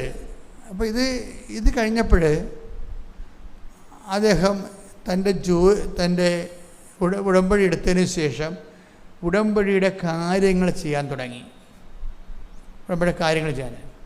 ഉടമ്പടി കാര്യം ചെയ്തപ്പോൾ എന്താ സംഭവിച്ചതെന്ന് വെച്ചാൽ അതിനുശേഷം ഈ ഉടമ്പടിക്ക് ശേഷം പുള്ളി ഒറ്റ കമ്പനിക്ക് മാത്രമേ റെസ്യൂം വിട്ടിട്ടുള്ളൂ. അത് ഉടനെ കോൾ ഫോർ ചെയ്ത്, അതാ വിഷയം. ഒരു കമ്പനിക്ക് മാത്രമേ പുള്ളിയുടെ ആപ്ലിക്കേഷൻ കൊടുത്തുള്ളൂ. പക്ഷെ ആ കമ്പനി പുള്ളിയെ വിളിച്ചു. പിന്നീട് അവർ ഇൻ്റർവ്യൂവിന് ക്ഷണിച്ചു. ആദ്യത്തെ ഇൻ്റർവ്യൂ സക്സസ് ആയിരുന്നു. സാധാരണഗതിയിൽ ഇങ്ങനെ ആൾക്കാർ ചെയ്യണത്, ഇങ്ങനെ റെസ്യൂം കൊടുത്തു കഴിഞ്ഞു ഇൻ്റർവ്യൂ ഒക്കെ നടന്നാലും പിന്നെ ആപ്ലിക്കേഷൻ വിട്ടുകൊണ്ടേ ഇരിക്കും. അങ്ങനെയാണ് ആൾക്കാർ ചെയ്യണത് എല്ലാവരും. പക്ഷേ ഇയാളുടെ മനസ്സിൽ മാതാവ് പറഞ്ഞു, ഇനി നീ വിടണ്ടെന്ന് പറഞ്ഞു. അതാണ് വിഷയം. ഈ അമ്മയുടെ ഒരു രസമെന്ന് പറഞ്ഞാൽ കമ്മ്യൂണിക്കേഷൻ ഭയങ്കരമാണ്. എൻ്റെ മക്കളെ, ഞാൻ എപ്പോഴും നിങ്ങളോട് ദേഷ്യപ്പെട്ടൊക്കെയാണ് എല്ലാ ദിവസവും സംസാരിക്കുന്നത്. കാരണം എന്ന് വെച്ച് കഴിഞ്ഞാൽ അവിശ്വസ്തരുടെ എണ്ണം കൂടുതലാണ്. കാര്യം അങ്ങനെ ഈ അവിശ്വസ്തരമായിട്ട് ഈ വള്ളം തള്ളിക്കൊണ്ട് പോകാൻ പറ്റത്തില്ല. ഉടമ്പടിയുടെ വള്ളം ഈ അവിശ്വസ്തരമായിട്ട് തള്ളിക്കൊണ്ട് പോകാൻ പറ്റത്തില്ല. അതുകൊണ്ട് അവിശ്വസ്തരെ ഉടമ്പടി എടുക്കാതിരിക്കാൻ വേണ്ടിയാണ് ഞാൻ എപ്പോഴും എല്ലാ ദിവസവും കുർബാന അടപ്പിക്കുമ്പോൾ ഞാൻ പറയും, നിങ്ങൾ എടുക്കരുതെന്ന് പറയും. എന്താ കാര്യം? അവർ വയറ്റിപ്പഴപ്പ് കൊണ്ട് തൽക്കാലത്തിൻ്റെ കാര്യസാധ്യത വേണ്ടി എടുക്കേണ്ടതാണ്. പക്ഷെ മറ്റുള്ളവരും പണി പിടിക്കും. കാര്യം 10 പേരെടുത്താൽ ആ വിശ്വസ്തരായ ആൾക്കാർക്ക് മാത്രമല്ല എടുക്കത്തുള്ളൂ, ബാക്കിയുള്ളവരെല്ലാം തള്ളപ്പെടത്തില്ലേ. അപ്പോൾ ഈ തള്ളപ്പെട്ട സാധനത്തിനെ പിശാച് ഉപയോഗിക്കും. നാട്ടിൽ പറയുമ്പോൾ പറയും, ഞാൻ ഉടമ്പടി എടുത്താണ്, എന്നിട്ട് കാര്യമൊന്നും നടന്നില്ലെന്ന് പറയും. അതാണ് വിഷയം. അപ്പം അതുകൊണ്ട് ഞാൻ എല്ലാ ദിവസവും ശരിക്കും ഇവരെ പറയും, നിങ്ങൾ ആലപ്പുഴ വരാനുള്ള യോഗ്യതയില്ലാത്ത ആൾക്കാരാണ്, ദയവായിട്ട് ഉടമ്പടി എടുക്കരുതെന്ന് എല്ലാ ദിവസവും പറയും. കാര്യം അവിശ്വസ്തരുടെ ഇവരെന്തെങ്കിലും ഒപ്പിക്കാൻ വേണ്ടി ഇരിക്കുന്നവരാണ്. പക്ഷേ ഈ മനുഷ്യൻ അങ്ങനെയല്ല. ഈ മനുഷ്യൻ എന്താ ചെയ്യണമെന്ന് വെച്ച് കഴിഞ്ഞാൽ, ഇദ്ദേഹത്തിന് കുറച്ചുകൂടി അവിടെ പാരിഷിൽ ബന്ധമുള്ളത് സ്പാനിഷ് പീപ്പിളുമായിട്ടാണ്. അദ്ദേഹത്തിൻ്റെ മനസ്സിൽ മാതാവ് പറഞ്ഞത് ഈ സ്പാനിഷ് പീപ്പിളിനെ കോൺസെൻട്രേറ്റ് ചെയ്ത് വർക്ക് ചെയ്യാൻ പറഞ്ഞു. സ്പാനിഷ് പീപ്പിളിനെ കോൺസെൻട്രേറ്റ് ചെയ്ത് വർക്ക് ചെയ്യാൻ പറഞ്ഞു. ടെക്സാസിലാണ്, അവിടെയുള്ള സ്പാനിഷ് പീപ്പിളുണ്ട്. അപ്പം അവരെ കോൺസെൻട്രേറ്റ് വർക്ക് ചെയ്യാൻ പറഞ്ഞു. അപ്പം ഇദ്ദേഹം എന്ത് ചെയ്ത്, ഇദ്ദേഹം ഇവിടുന്ന് സ്പാനിഷ് പത്രം മേടിച്ചു. കൃപാസനത്തിൽ സ്പാനിഷ് പത്രം വാങ്ങിച്ചിട്ട്, അപ്പോൾ ഈ സ്പാനിഷ് പീപ്പിളുമായിട്ട് അദ്ദേഹത്തിൻ്റെ വാട്സപ്പിലെ സുഹൃത്തുക്കൾ സ്പാനിഷാണ് കൂടുതലും. അപ്പോൾ അവരെന്നാ ചെയ്തെന്ന് വെച്ച് കഴിഞ്ഞാൽ, ഈ സ്പാനിഷ് ഇങ്ങർക്കാണെങ്കിൽ മുറി സ്പാനിഷ് അറിയാൻ പാടുള്ളൂ, ചെറുതായിട്ടൊക്കെ അറിയാം. 5 മാസമായി ചെന്നിട്ട് അപ്പം ചെറുതായിട്ടൊക്കെ പഠിച്ചിട്ടുള്ളൂ. പക്ഷെ പഠിച്ചിരിക്കുന്ന സ്പാനിഷ് അനുസരിച്ചുകൊണ്ട് ഇദ്ദേഹം രാത്രി ഇരുന്ന് ഓരോ പേജ് എടുക്കും. ആ പേജിൽ ഇദ്ദേഹം കൃപാസനത്തെക്കുറിച്ചും പ്രത്യക്ഷീകരണ പ്രാർത്ഥനയെക്കുറിച്ചും മാതാവിനെക്കുറിച്ചും ഇന്ത്യയിൽ നടക്കുന്ന ഈ പ്രത്യക്ഷീകരണത്തെക്കുറിച്ചൊക്കെ പുള്ളി സ്പാനിഷ് ഭാഷയിൽ എഴുതി വെക്കും. എഴുതിയിട്ട് സ്പെയിൻകാരെ കാണുമ്പോൾ അദ്ദേഹം ഈ പത്രം കൊടുക്കും, അതിൻ്റെ കൂടെ ഈ ചീട്ടും കൊടുക്കും. ഇതാണ് വിശ്വസ്തത എന്ന് പറയുന്നതിൻ്റെ കാരണം.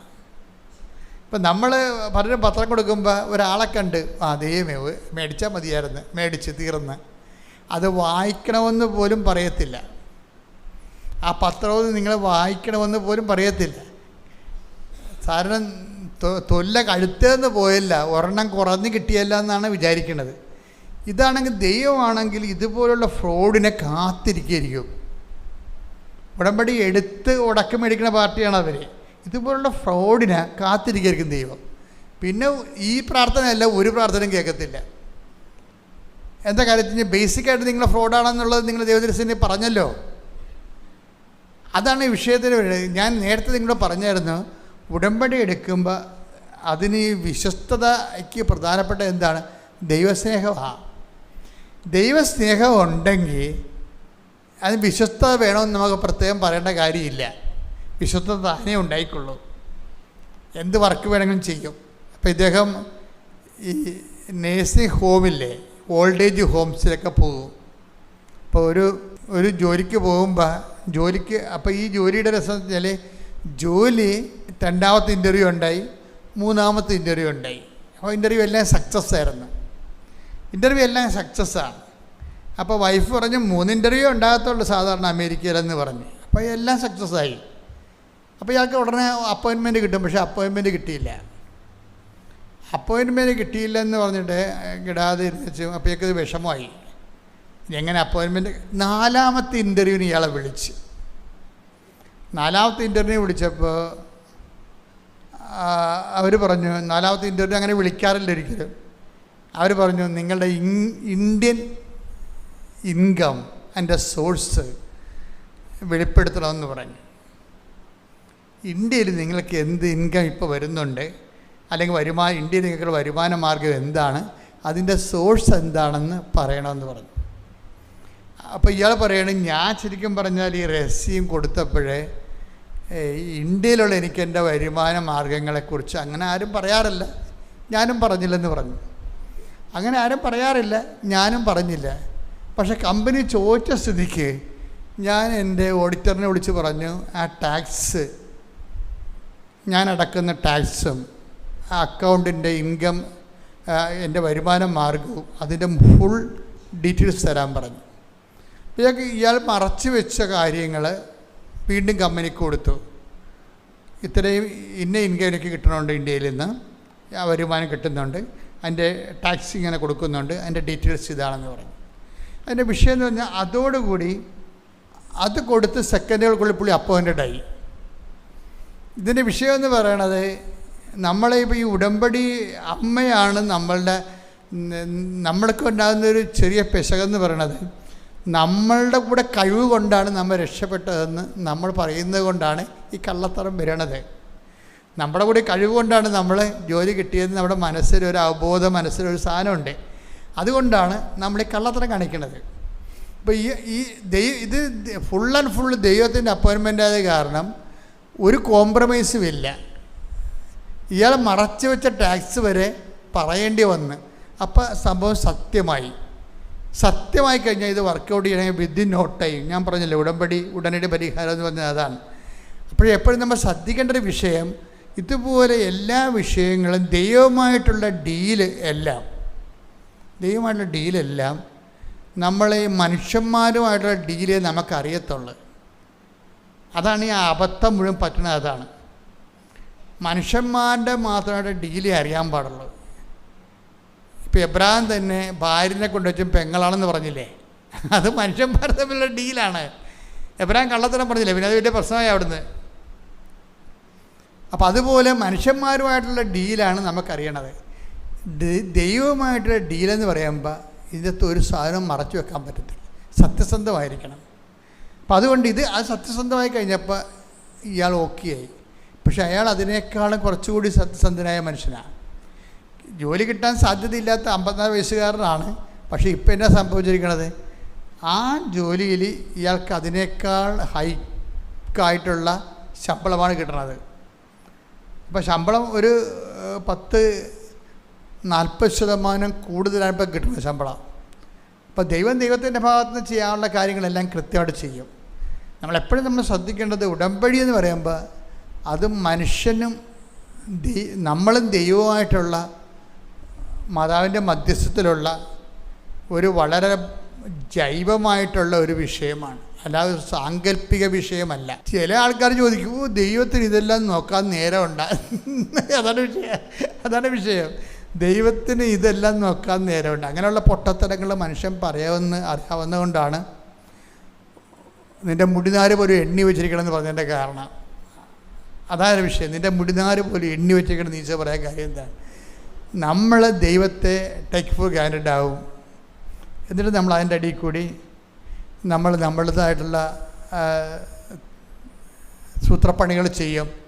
ഉടമ്പടി എപ്പോഴും നമ്മൾ ശ്രദ്ധിക്കേണ്ടത്, വളരെ സത്യസന്ധമായ ഒരു മാർഗത്തിലൂടെ ആണ് ഉടമ്പടിയിൽ നമ്മൾ ജീവിക്കണമെങ്കിൽ. ഇപ്പോൾ ഈ മനുഷ്യൻ തന്നെ പറയണത്, അദ്ദേഹം വർക്ക് ചെയ്യാൻ പോകുമ്പോൾ എന്താ ചെയ്യണമെന്ന് വെച്ച് കഴിഞ്ഞാൽ, ചിലപ്പോൾ വർക്ക് അറ്റ് ഹോം കിട്ടും, അല്ലെങ്കിൽ കമ്പനി പോകണം. പക്ഷേ ചൊവ്വാഴ്ച കൃത്യമായിട്ടും ഈ ധ്യാനം കൂടും പുള്ളി. കഴിഞ്ഞ ദിവസം ധ്യാനം കൂടാൻ വേണ്ടിയുള്ളൊരു കൈപൊക്കാൻ പറഞ്ഞപ്പോൾ 5-10 പേരാണ് കൈപൊക്കിയത്. അപ്പോൾ കാര്യം ഉടമ്പടി എടുത്തപ്പോൾ നമ്മൾ പറഞ്ഞതല്ലേ, ഇതിൻ്റെ അപ്ഡേഷൻസ് വേണമെന്നുണ്ടെങ്കിൽ ഉടമ്പടി ധ്യാനം കൂടണം. എല്ലാ ചൊവ്വാഴ്ച ഒരെണ്ണം കൂടണം. ഇത് കൂടിയിട്ടില്ല. ഇത് കൂടാത്തത് കാരണം എപ്പോഴും അപ്പം തന്നെ ഉടമ്പടി ബ്രേക്കായില്ലേ, അത് എപ്പോഴും നമ്മൾ ശ്രദ്ധിക്കണം. കാര്യം ദൈവത്തോട് പറഞ്ഞിട്ടുള്ള ഒരു കാര്യവും നമ്മൾ മറന്നു പോകരുത്. കാരണം നമ്മൾ മറന്നിട്ട് കാര്യമില്ല, ദൈവം അത് ഓർത്തിരിക്കും. അതനുസരിച്ചുകൊണ്ട് ഈ വിഷയം ടേക്കപ്പ് ചെയ്യാൻ വൈകും. ഇപ്പം ഈ മനുഷ്യൻ എന്താണ്, ആതുര സേവനത്തിന് പോകണം. അപ്പോൾ ആതുര സേവനത്തിന് പോകുമ്പോൾ ആദ്യം അദ്ദേഹം കമ്പനി അയാളെ വിളിക്കണ മുമ്പ് ചെയ്തുകൊണ്ടിരുന്നത്, അയാൾ ആഴ്ചയിൽ ഒരു ദിവസം ആതുര സേവനത്തിന് പോകും. ഭക്ഷണം വാങ്ങിച്ച് ഭക്ഷണം ഇല്ലാത്തവർക്ക് കൊടുക്കാൻ വേണ്ടി ആതുരാലയങ്ങളിൽ പോകും. അപ്പോൾ അദ്ദേഹം പറയണത്, എനിക്ക് വേണമെങ്കിൽ പോകാതിരിക്കാമായിരുന്നു, ആ സമയത്ത് എനിക്ക് ജോലിയില്ലല്ലോ. അപ്പോൾ എനിക്ക് വേണ്ടി ഒരു കമ്പനിയിൽ ആ 3 മണിക്കൂറുണ്ടെങ്കിൽ ഒരു ഇമെയിൽ ആപ്ലിക്കേഷൻ സെറ്റപ്പ് ചെയ്ത് പുട്ടപ്പ് ചെയ്ത് വിടാൻ പറ്റും. പക്ഷെ അതെടുക്കാതെ ആ 3 മണിക്കൂർ ജോലി ആതുര സേവനത്തിന് പോകും. അപ്പോൾ ആ സാക്ഷ്യം കേട്ടപ്പോൾ എനിക്ക് മനസ്സിലായി ഇത് കുറച്ച് കഴിയുമ്പോൾ ഇത് വർക്കൗട്ട് ചെയ്യുമെന്നുള്ളത്. അതായത് വിശ്വസ്തതയെന്ന് പറയുമ്പോൾ ഈ ഒരു വിഷയത്തിൽ വളരെ ഗുരുതരമായ ഒന്ന് പ്രാർത്ഥിച്ച മക്കളെ. കർത്താവായ ദൈവമേ, കർത്താവായ ദൈവമേ, ഉടമ്പടി ജീവിതത്തിലെ അങ്ങയോട് കാണിക്കേണ്ട വിശ്വസ്തതയ്ക്ക് ആവശ്യമായ ദൈവസ്നേഹവും ദൈവസ്നേഹത്തിന് ഉപോത്ബലമായ ദൈവസ്നേഹം ഞങ്ങൾക്ക് നൽകണമേ. അപ്പോൾ ഇതൊരു ഉപോത്ബലമായ അഭിഷേകമാണ്. അപ്പോൾ ഇടയ്ക്കിടയ്ക്ക് നിങ്ങൾ ഈ അഭിഷേകത്തിന് വേണ്ടി പ്രാർത്ഥിക്കണം. ഉടമ്പടിയിൽ എപ്പോഴും ഞാൻ നിങ്ങളോട് പറയാം, അഭിഷേകം എന്ന് പറയുന്നത് വളരെ സീരിയസ് ആയിട്ടുള്ള കാര്യമാണ്. പോസിറ്റീവ് കാര്യങ്ങൾക്കാണ് അനുഗ്രഹമുള്ളത്, നെഗറ്റീവ് കാര്യങ്ങൾക്ക് വേണ്ടത് അഭിഷേകമാണ്. പോസിറ്റീവ് കാര്യങ്ങൾക്കാണ് നമുക്ക് ഈ അനുഗ്രഹം മാത്രമല്ലേ അറിയത്തുള്ളൂ, അത് നമ്മൾ എപ്പോഴും ദൈവത്തോട് അനുഗ്രഹമേ ചോദിക്കത്തുള്ളൂ. പക്ഷേ ജീവിതം അങ്ങനെ, ജീവിതം ഇപ്പം രാത്രിയാകാൻ പോവുകയാണ്. ഈ രാത്രി മുഴുവൻ കഴിഞ്ഞാൽ പിന്നെ പകൽ വരും, ഇല്ലേ? അപ്പം ജീവിതത്തിൽ പോസിറ്റീവായിട്ടുള്ള കാലം മാത്രമല്ല, പ്രകാശകാലം മാത്രമല്ല, ഇരുട്ടിൻ്റെ കാലവും ഉണ്ടാകും. മിക്സ് ചെയ്താൽ ഇത് വരണത്. അപ്പോൾ നമ്മളെ സംബന്ധിച്ചിടത്തോളം പോസിറ്റീവായിട്ടുള്ള കാര്യം, ഇപ്പം ജോലി കിട്ടണം.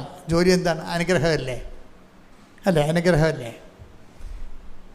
മകളുടെ കല്യാണം നടക്കണം, അതെന്താണ്? അനുഗ്രഹമല്ലേ? Physical favours. നിങ്ങൾക്ക് നല്ല പരീക്ഷ എഴുതിക്കൊണ്ടിരിക്കുന്ന കുഞ്ഞുങ്ങൾ, അവർക്ക് നല്ല മാർക്ക് കിട്ടണം, അത് അനുഗ്രഹമല്ലേ? അപ്പോൾ ഇതെല്ലാം അനുഗ്രഹമാണ്. ഇനി വീടിൻ്റെ ജപ്തി മാറണം, അല്ലെങ്കിൽ വീട് വെക്കാനുള്ള ലോൺ കിട്ടണം. അതൊക്കെ ഇപ്പോൾ ലോൺ കിട്ടണമെന്ന് പറയുമ്പോൾ നിങ്ങൾക്ക് ഇതൊക്കെ പ്രാർത്ഥിക്കേണ്ട വിഷയമാണ്. പക്ഷേ വീടില്ലാതെ ഒന്ന് ജീവിച്ച് നോക്കണം, വരും അറിയും.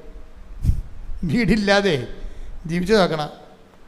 പണ്ട് ഇപ്പോഴത്തെ അപ്പന്മാരൊക്കെ ജീവിച്ചിരുന്ന പണ്ടത്തെ പെരകൾ, നമ്മൾ ചോറ് തിന്നുമ്പോൾ മുകളിൽ നിന്ന് വെള്ളം വീഴുമായിരുന്നു ചോറ്റുപാത്രത്തിൽ.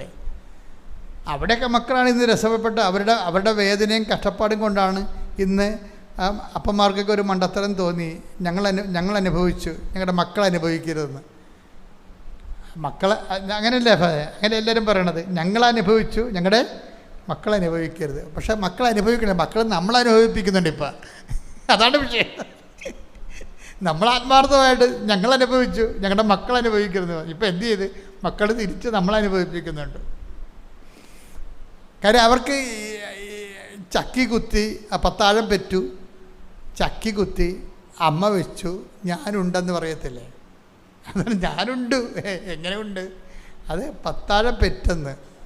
പത്താഴം പ്രസവിക്കണമെങ്കിൽ എന്തെല്ലാം പാടാരെങ്കിൽ ആ ചെള്ളയിൽ കിടന്നും വെയിലത്ത് കിടന്നും മഴയത്ത് കിടന്നൊക്കെ പണിയെടുക്കണ പത്താഴം പ്രസവിക്കത്തില്ല. അപ്പോൾ ഈ കഷ്ടപ്പാടൊന്നും ഇല്ലാതെ നിങ്ങൾ മക്കളെ വളർത്തിക്കൊണ്ട് വരും. മക്കൾക്കൊന്നും അറിയാൻ പറ്റത്തില്ല. അപ്പോൾ സ്വാഭാവികമായിട്ടും അപ്പോൾ അവർക്ക് 10-17 വയസ്സാകുമ്പോൾ പറയും, അതിന് അമ്മയും അപ്പനും കഷ്ടപ്പെട്ട് ഞങ്ങളെന്ത് ചെയ്യണമെന്ന് ചോദിക്കും. അവർ തിരിച്ചു ചോദിക്കും. അതല്ലേ അവർ ചോദിക്കുന്നുണ്ടല്ലോ ഇപ്പോൾ. അതിന് അമ്മയും അപ്പയും കഷ്ടപ്പെട്ട് നിങ്ങളുടെ കയ്യിരിപ്പ് കൊണ്ടാണ്, അത് ഞങ്ങളെന്ത് ചെയ്യും? ഞങ്ങളുടെ കാലത്ത് ഈ പ്രശ്നമൊന്നും ഇല്ലല്ലോ, ഞങ്ങൾ ജനിച്ച് കുടുംബത്തിന് ഐശ്വര്യം ഉണ്ടായിരുന്നു. അതാണ് വിഷയം. അവർ നമ്മളെ പറയാൻ പോലും അനുവദിക്കത്തില്ല. മക്കളെ പറയാൻ പോലും അനുവദിക്കത്തില്ല. കാര്യം അവർക്ക് നിങ്ങൾ ചോദിക്കണതെല്ലാം കൊടുത്തു. പെമ്മക്കളാണെങ്കിൽ പെമ്മക്കളെ മുഴുവൻ ചീത്തയാക്കിയിരിക്കണ ആരാണ് ചീത്തയാക്കണത്? അമ്മമാരല്ല, അപ്പന്മാർ ചീത്തയാക്കുക. പെമ്മക്കളെ മുഴുവൻ ചീത്തയാക്കി കളഞ്ഞതും പെമ്മക്കൾ ഇന്ന് കാണിക്കുന്ന എല്ലാ കോപ്പറേറ്റത്തിന് പിന്നിലും അപ്പന്മാരുണ്ട്. നമ്മളെങ്ങനെ സ്റ്റാൻഡേ പിടിച്ചാലും അപ്പൻ വേറെ ഒരു വഴി ഉണ്ടാക്കിയിട്ട് അവരെ സപ്പോർട്ട് ചെയ്യും. അവരതിന് വലുതായി കഴിഞ്ഞാൽ ഇത് തന്നെ ഇരിക്കും അവസ്ഥ. അപ്പന്മാർ കാണിക്കുന്ന ക്രിമിനലിസം ഭയങ്കരമാണ് ഈ പെൺമക്കളുടെ വിഷയത്തിൽ. പക്ഷേ അമ്മ സ്റ്റാൻഡേ പിടിക്കും. കാര്യം അമ്മ ഇവരുടെ സ്വഭാവങ്ങളെല്ലാം അറിയാമല്ലോ. അപ്പം അതുകൊണ്ട് ഞാനിങ്ങനെ നിങ്ങളെ മോശമായിട്ടും നന്മയായിട്ടും പറയുകയല്ല. ഇങ്ങനെ എന്തെങ്കിലും വിഷയങ്ങളൊക്കെ ഉണ്ടെങ്കിൽ നിങ്ങൾ അല്ലൽ അനുഭവിക്കുമ്പോൾ നിങ്ങളുടെ മക്കളും അല്ലൽ അനുഭവിക്കുന്ന രീതിയിൽ അവരത് നമ്മൾ ഒരുമിച്ച് സഹിച്ചു പോകണം. അല്ല അവരൊന്നും അറിയിക്കാതെ നിങ്ങൾ നടന്നൊരു കാര്യമില്ല. ശരിക്കും അവരൊന്നും അറിയിക്കാതിരുന്നൊരു കാര്യമില്ല. അവരറിയണം. ശ്രദ്ധിക്കട്ടെ. ഹല്ലേലൂയ.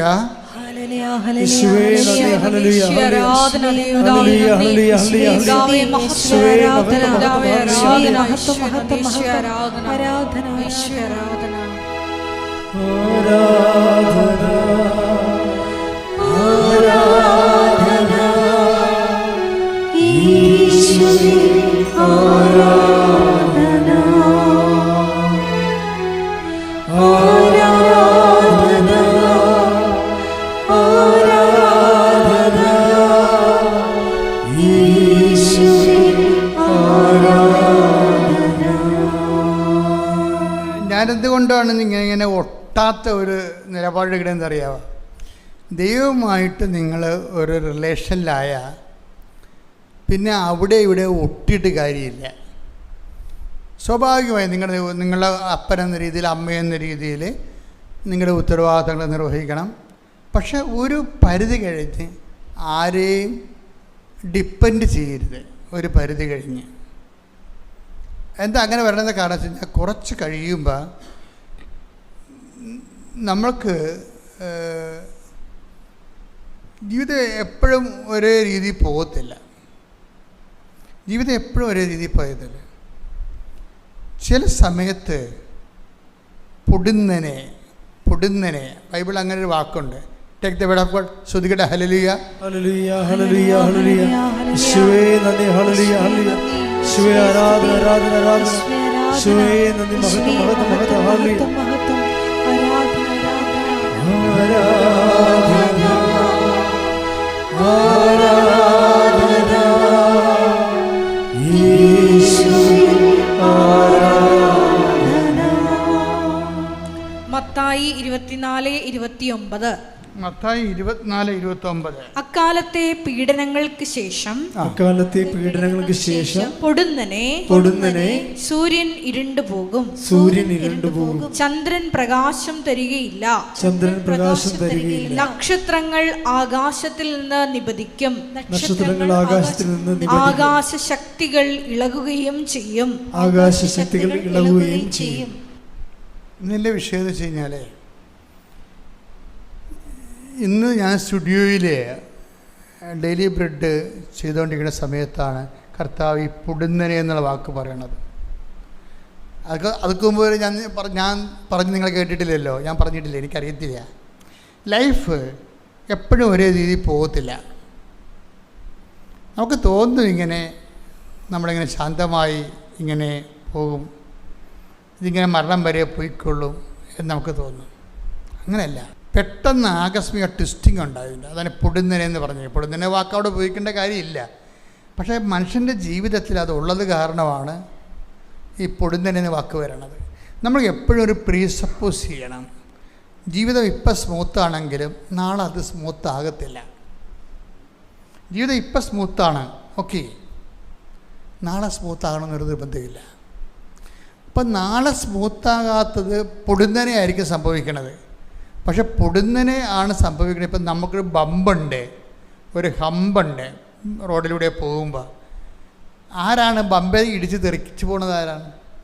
വല്ല തൃശ്ശൂർക്കാരും കാസർഗോഡുകാരും ആലപ്പുഴക്കാരും തിരിക്കത്തില്ല. ആലപ്പുഴത്തെ ബമ്പെ തിരിക്കുക ഇല്ല. നമ്മൾ തൃശ്ശൂർ വടക്കാഞ്ചേരിയും ചെല്ലുമ്പോൾ നമ്മൾ ബമ്പ് വരുമ്പോൾ പടയെന്ന് തെറിച്ചു പോരുന്നത്. എന്താ കാര്യം? നമുക്കവിടെ എവിടെയാണ് ബമ്പെന്ന് അറിയത്തില്ല.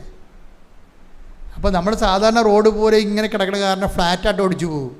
പെട്ടെന്നൊരു ബമ്പ് വരും. ചിലപ്പോൾ മാർക്ക് പോലും ചെയ്ത് കാണത്തില്ല. പെട്ടെന്നായിരിക്കും നമുക്ക് ട്വിസ്റ്റിംഗ് ഉണ്ടാകും ചിലപ്പോൾ. അപ്പം ഒരു മുന്നറിവ് എപ്പോഴും ഉണ്ടാകണം നല്ലതാണ്. അതാണ് ഈ ബംബെ ഹെഡ് എന്നൊക്കെ എഴുതി വെക്കുന്നത്. ബംബെ ഹെഡ്, അതായത് പമ്പ് ഇങ്ങനെ ഉയർന്ന സ്ഥലം, സ്കൂളൊക്കെ ഉള്ളത് കാരണം സ്ലോ ഡൗൺ ചെയ്യാൻ വേണ്ടി മുമ്പിൽ ബമ്പുണ്ടെന്നാണ് ഈ പറയണത്, അല്ലെങ്കിൽ കുഴിച്ചിട്ടേക്കും ഹമ്പെന്നും പറഞ്ഞ്. അതെ, പക്ഷേ നമ്മൾക്ക് ട്രാഫിക്കിൽ കാണിക്കും നമ്മൾ മുമ്പിൽ അതുണ്ടെന്ന്. പക്ഷേ ജീവിതത്തിൽ അതുപോലെ ട്രാഫിക് സൈനൊന്നുമില്ല. ഇതിങ്ങനെ ഓടിച്ചു പോയേ ഉള്ളൂ. തട്ടിക്കളയുമ്പോഴാണ് നമ്മൾ സകടം പറയണത്. അപ്പോൾ അതുകൊണ്ട് ഈശോ നേരത്തെ പറഞ്ഞിട്ടുണ്ട് പൊടുന്നനെ എന്ന് പറഞ്ഞിട്ടുണ്ട്, പൊടുന്നനെ. അപ്പോൾ അത് പൊടുന്നനെ ഉള്ളത് കാരണം നമ്മൾ പ്രിക്കോഷ്യസ് ആയിരിക്കണം വിഷയം. ഇപ്പം നിങ്ങളോർക്ക് നിങ്ങളുടെ കുടുംബ പ്രാർത്ഥന എന്താ കുഴപ്പം? കുടുംബ പ്രാർത്ഥന നിങ്ങളുടെ ഇത് വിഷയമൊന്നുമില്ലല്ലോ, കുടുംബ പ്രാർത്ഥന ഉണ്ടല്ലോ. ഞായറാഴ്ച കുർബാന, കുമ്പസാരം അതെല്ലാം ഉണ്ടല്ലോ, കുഴപ്പമില്ല. നമ്മളിങ്ങനെ മക്കളെ പ്രാർത്ഥിക്കണില്ലേ? ഉണ്ട്, മക്കളും പ്രാർത്ഥിക്കുന്നുണ്ട്. അപ്പം നമ്മൾ ഓക്കെ ആണെന്ന് വിചാരിക്കും. പക്ഷേ ഒരു പ്രശ്നം വെച്ച് കഴിഞ്ഞാൽ ഇപ്പം പ്രധാനമന്ത്രി എന്താ വിളിച്ച് പറഞ്ഞത്? എണ്ണ ഉള്ളൊരു സൂക്ഷിച്ച് വെക്കണം, കയ്യിൽ പെട്രോളോ വല്ലതും ഉണ്ടെങ്കിൽ അത് സൂക്ഷിച്ച് വെക്കണം, ഭക്ഷണം ഉണ്ടെങ്കിൽ അത് സൂക്ഷിച്ച് വെക്കണം. ഒരു ഇൻ്റർനാഷണൽ ലോക്ക്ഡൗൺ ഉണ്ടാകാൻ സാധ്യതയുണ്ട്. അതാണ് സംഭവം. അപ്പം നേരത്തെ നമുക്കൊരു അറിവ് തരണതാണ് ഈ സംഭവം. പക്ഷേ ഇതുപോലുള്ള അറിവ് ബൈബിൾ തരണത് പൊടുന്നനെ എന്നുള്ള വാക്ക് ഉപയോഗിച്ചുകൊണ്ടാണ്. അപ്പോൾ എന്നാ ചെയ്യണം? ഈ പൊടുന്നനെ എന്ന് പറയുമ്പോൾ പൊടുന്നനെ വരുമ്പോൾ തന്നെ കാക്ക നോക്കറിയും മുണ്ടി കൊണ്ടാലേ അറിയത്തുള്ളൂ, പറഞ്ഞാൽ കൊണ്ടറിഞ്ഞിട്ട് കാര്യമില്ല. അതിന് നമ്മൾ എന്ത് ചെയ്യണമെന്ന് വെച്ച് കഴിഞ്ഞാൽ ഈ ഇങ്ങനെയുള്ള കാഷ്വാലിറ്റി ഫേസ് ചെയ്യാനുള്ളൊരു മാർഗം നേരത്തെ ഈ മെഴുത്ത പശുക്കളെ കാണുമ്പോൾ തന്നെ മെല്ലിച്ച പശുക്കൾ വരുന്നുണ്ടെന്ന് ബോധം വേണം നമുക്ക്. ജോസഫിൻ്റെ സ്വപ്നം അതല്ലേ? അല്ലേ? മെഴുത്ത പശുക്കളാണ് ആദ്യം മെല്ലിച്ച പശുക്കളല്ല സ്വപ്നം കാണുന്നത്. ജോസഫ് സ്വപ്നം കാണുന്നത് ആദ്യം മെഴുത്ത പശുക്കളാണ് സ്വപ്നം കാണുന്നത്. ആ മെഴുത്ത പശുക്കളെ സ്വപ്നം കണ്ട് 7 പശുക്കളെ കാണും. അതിനുശേഷം മെല്ലിച്ച പശുക്കളെ കാണും. മെല്ലിച്ച പശുക്കൾ വന്ന് മെഴുത്ത പശുക്കളെ തിന്നുകളയും. അപ്പോൾ ഈ ഫറവോ പറയും, എന്താണ് ഇതിൻ്റെ അർത്ഥം? അപ്പോൾ അവർ പറയും, സ്വപ്നക്കാരൻ ജോസഫ് ഒരുത്തനുണ്ട്, അതിനോട് ചെന്ന അങ്ങനെ വിളിപ്പിച്ച കാര്യം പറയും. അപ്പോൾ ജോസഫിനെ വിളിപ്പിച്ചപ്പോൾ ജോസഫ് പറയും, മെഴുത്ത പശുക്കൾ അഭിവൃദ്ധിയുടെ 7 കൊല്ലമാണ്. അപ്പോൾ നമ്മൾ ബെയർ ഹൗസ് ഉണ്ടാക്കണം, നമ്മുടെ പാടശേഖരങ്ങളെല്ലാം പൂത്തൊലയും നിറച്ച് വിളവുണ്ടാകും. പക്ഷേ നമ്മളത് സൂക്ഷിച്ച് വെക്കണം. എന്താണ്? മെല്ലിച്ച പശുക്കളുടെ ക്ഷാമത്തിൻ്റെ കാലം വരുന്നുണ്ട്, 7 വർഷം. അപ്പോഴത് ഫറവോയ്ക്ക് അത് ഇഷ്ടപ്പെട്ടു. ഇതുപോലെ തന്നെയാണ് ജീവിതത്തിൻ്റെ അവസ്ഥയും. സ്മൂത്തായിട്ട് പോകുമ്പോൾ നമ്മൾ എക്സ്ട്രാ വർക്ക് ചെയ്തിട്ട്, അതാണ് വിശേഷ വിദ്യയായി നിങ്ങൾ എന്താണ് ചെയ്യുന്നത്? അല്ലെ? ടേക്ക് ദ ബെഡ് ഓഫ് ശ്രുതികട്ടെ. Hallelujah, hallelujah, hallelujah, hallelujah. യേശുവേ നന്ദി, ഹല്ലേലൂയ, ഹല്ലേലൂയ. യേശുവേ ആരാധന. മത്തായി 5:46-47. മത്തായി 5:46-47. നിങ്ങളെ സ്നേഹിക്കുന്നവരെ നിങ്ങൾ സ്നേഹിച്ചാൽ നിങ്ങൾക്ക് എന്ത് പ്രതിഫലമാണ് ലഭിക്കുക? ചുങ്കക്കാർ പോലും അത് തന്നെ ചെയ്യുന്നില്ലേ? സഹോദരങ്ങളെ മാത്രമേ നിങ്ങൾ അഭിവാദനം ചെയ്യുന്നുള്ളൂവെങ്കിൽ വിശേഷവിധിയായി എന്താണ്? വിശേഷവിധിയായി എന്താണ് നിങ്ങൾ ചെയ്യുന്നത്? സഹോദരനെ മാത്രമേ സ്നേഹിച്ചാൽ നമ്മുടെ ഉത്തരവാദിത്തങ്ങൾ മാത്രം നിർവഹിച്ചുകൊണ്ട് ദൈവത്തോടുള്ള മിനിമം പ്രോഗ്രാമിൽ ജീവിച്ചാൽ വിശേഷവിധിയായി നിങ്ങൾ എന്താണ് ചെയ്യണത്? ഇപ്പോൾ ചിലർ ഉടമ്പടി എടുക്കണില്ല എന്ന് പറയും, എനിക്കിപ്പോൾ പ്രശ്നങ്ങളൊന്നും ഇല്ലല്ല എന്ന് പറയും. അതാണ് പ്രശ്നം. ഇപ്പോൾ ഞാനിപ്പോൾ നിങ്ങളെ ഉടമ്പടി എടുക്കണില്ലേ, അപ്പോൾ കൂടെ വന്ന് താനിട എനിക്കിപ്പോൾ പ്രത്യേകിച്ച് കാര്യമൊന്നും ഇല്ലെന്ന് പറയും. പക്ഷെ അങ്ങനെയല്ല, ഈ പ്രത്യേകിച്ച് കാര്യമൊന്നും ഇല്ലാത്തപ്പോഴാണ് നമ്മൾ ഉടമ്പടി എടുക്കേണ്ടത്. എന്താ കാര്യം പൊടുന്നനെ ഉണ്ടാവും. ഒരിക്കലും ഉടമ്പടി എടുക്കണമെന്ന് നിങ്ങളോട് ആരെങ്കിലും പറഞ്ഞാൽ അതിൻ്റെ അർത്ഥം എന്തോ കാര്യം മോശകരമായിട്ടുള്ളത് സംഭവിക്കാൻ പോകുന്നോ, കരുതലോടെ ഇരിക്കാനാണ് എൻ്റെ അർത്ഥം. ആരെങ്കിലും നിങ്ങളോട് ഉടമ്പടി എടുക്കണമെന്ന് പറഞ്ഞാൽ അതിൻ്റെ അർത്ഥം എന്താണ്? എന്തോ ഈ കാണുന്ന അന്തരീക്ഷം മാറാൻ പോകുന്നു, ക്ലൈമറ്റ് ചേഞ്ച് ചെയ്യാൻ പോകുന്നു, ന്യൂനമർദ്ദം വരാൻ പോകുന്നു, അതുകൊണ്ട് ഇപ്പോഴേ ഒരുങ്ങിയിരിക്കാൻ പറയാം. എന്തെല്ലാം സംഭവം നടക്കണമെന്നറിയോ? ഒരു ദിവസമേ ഒരു തഹസിൽദാർ എന്നെ കാണാൻ വന്നു.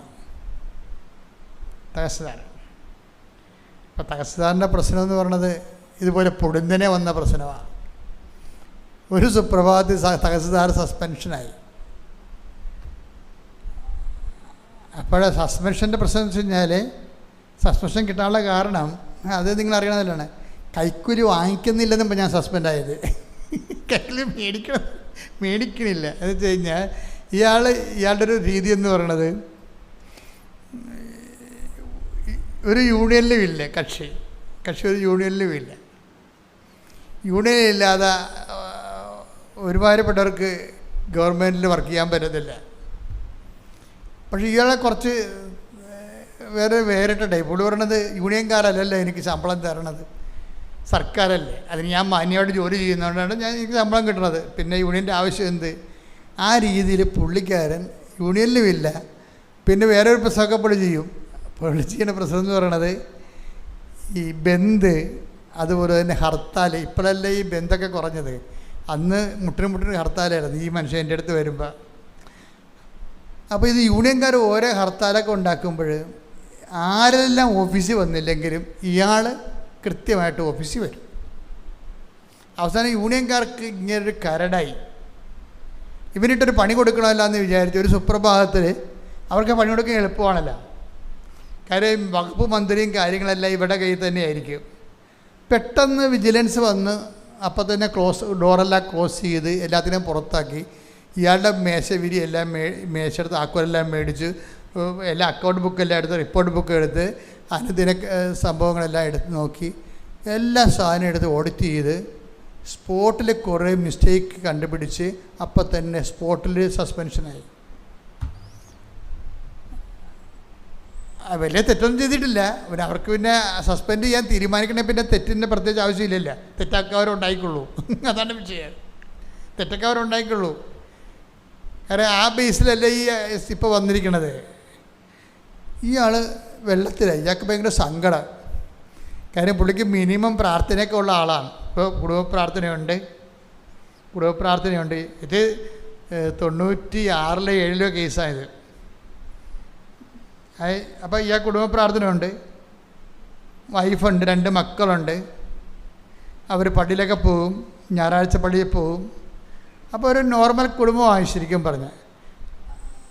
ഞായറാഴ്ച ഒന്നും പുള്ളി മിസ് ചെയ്യത്തില്ല. അപ്പോൾ പുള്ളി എന്നോട് ചോദിച്ചതേ, ഞാനിങ്ങനെ വളരെ മര്യാദക്ക് മാന്യമര്യാദക്ക് ജീവിക്കുന്ന ഒരാളാണല്ലോ, സത്യത്തിന് വേണ്ടിയാണ് ഞാൻ ജീവിച്ചത്, പക്ഷേ എനിക്കിങ്ങനെ വന്ന് പോയില്ല അച്ഛാന്ന് പറയും.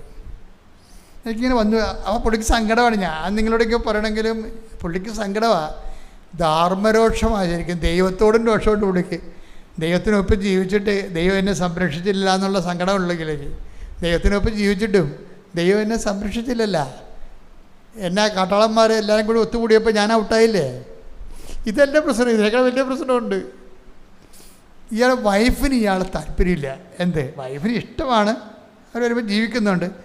പക്ഷേ വൈഫിന് ഇയാളൊരു ആണല്ലെന്നാണ് പറയണത്. വേറെ ഫിസിക്കൽ പ്രോബ്ലം ഒന്നുമില്ല. പുള്ളി ആണെന്ന് പറയുന്ന ആൾ കൈക്കൂലി വാങ്ങിക്കുന്ന ആളായിരിക്കും. അതാണ് പ്രശ്നം. അത് വേറൊരു വൈഫ് എന്ന് വെച്ച് കഴിഞ്ഞാൽ പുള്ളിയുടെ ഭാര്യയുടെ അനിയത്തി എക്സൈസ് ഓഫീസറാണ്. ഭാര്യയുടെ അനിയത്തിയുടെ ഈ വൈഫിൻ്റെ അനിയത്തിയുടെ ഭർത്താവ് എക്സൈസ് ഓഫീസറാണ്. അപ്പം അവിടെ നമുക്കറിയാമല്ലേ, കിമ്പിളൊക്കെ കിട്ടും. അവർക്ക് കാറൊക്കെ ഉണ്ട്. മക്കളും അപ്പനും അമ്മയും കൂടിയൊക്കെ ടൂറിനൊക്കെ പോവും. ശനിയാഴ്ചയൊക്കെ അവർ പുറത്തു പോയി ഭക്ഷണം കഴിക്കും. അടിച്ചു പൊളിച്ചുള്ള ജീവിതമാണ്. ഇവർക്ക് കാറൊന്നുമില്ല. അയാൾക്കൊരു പഴയ ലാംബി സ്കൂട്ടറാണ് ഉള്ളത്. ഇയാൾക്ക് കൈക്കൂലിയൊന്നും മേടിക്കാത്ത കാരണം ഇയാൾക്ക് ഉള്ള ശമ്പളം കൊണ്ട് അഡ്ജസ്റ്റ്. അപ്പം തന്നെ ഈ അനിയത്തിൻ്റെ വീട്ടിലൊന്നും അടിയന്തരം ഉണ്ടായി ഇവർ പോകത്തില്ല. പോയി അവിടെ പോയി നാറാൻ കഴിയില്ലെന്നും പറഞ്ഞ് പോകത്തില്ല. അവരെ 10 ക്ലാസ് കാണേണ്ടി വരുമല്ലോ എന്ന് ചോദിച്ചിട്ട് ഇവർ ഇങ്ങനെ ഒതുങ്ങിപ്പോകുകയാണ്. ഈ ഒതുക്കത്തിന് മുഴുവൻ കാരണം ഈ മഫനായ ഭർത്താവാണല്ലോ എന്നാണ് ഭാര്യ പറയണത്. അപ്പോൾ ഇപ്പോഴെന്നാ പറ്റി? ആ ശമ്പളവും പോയി.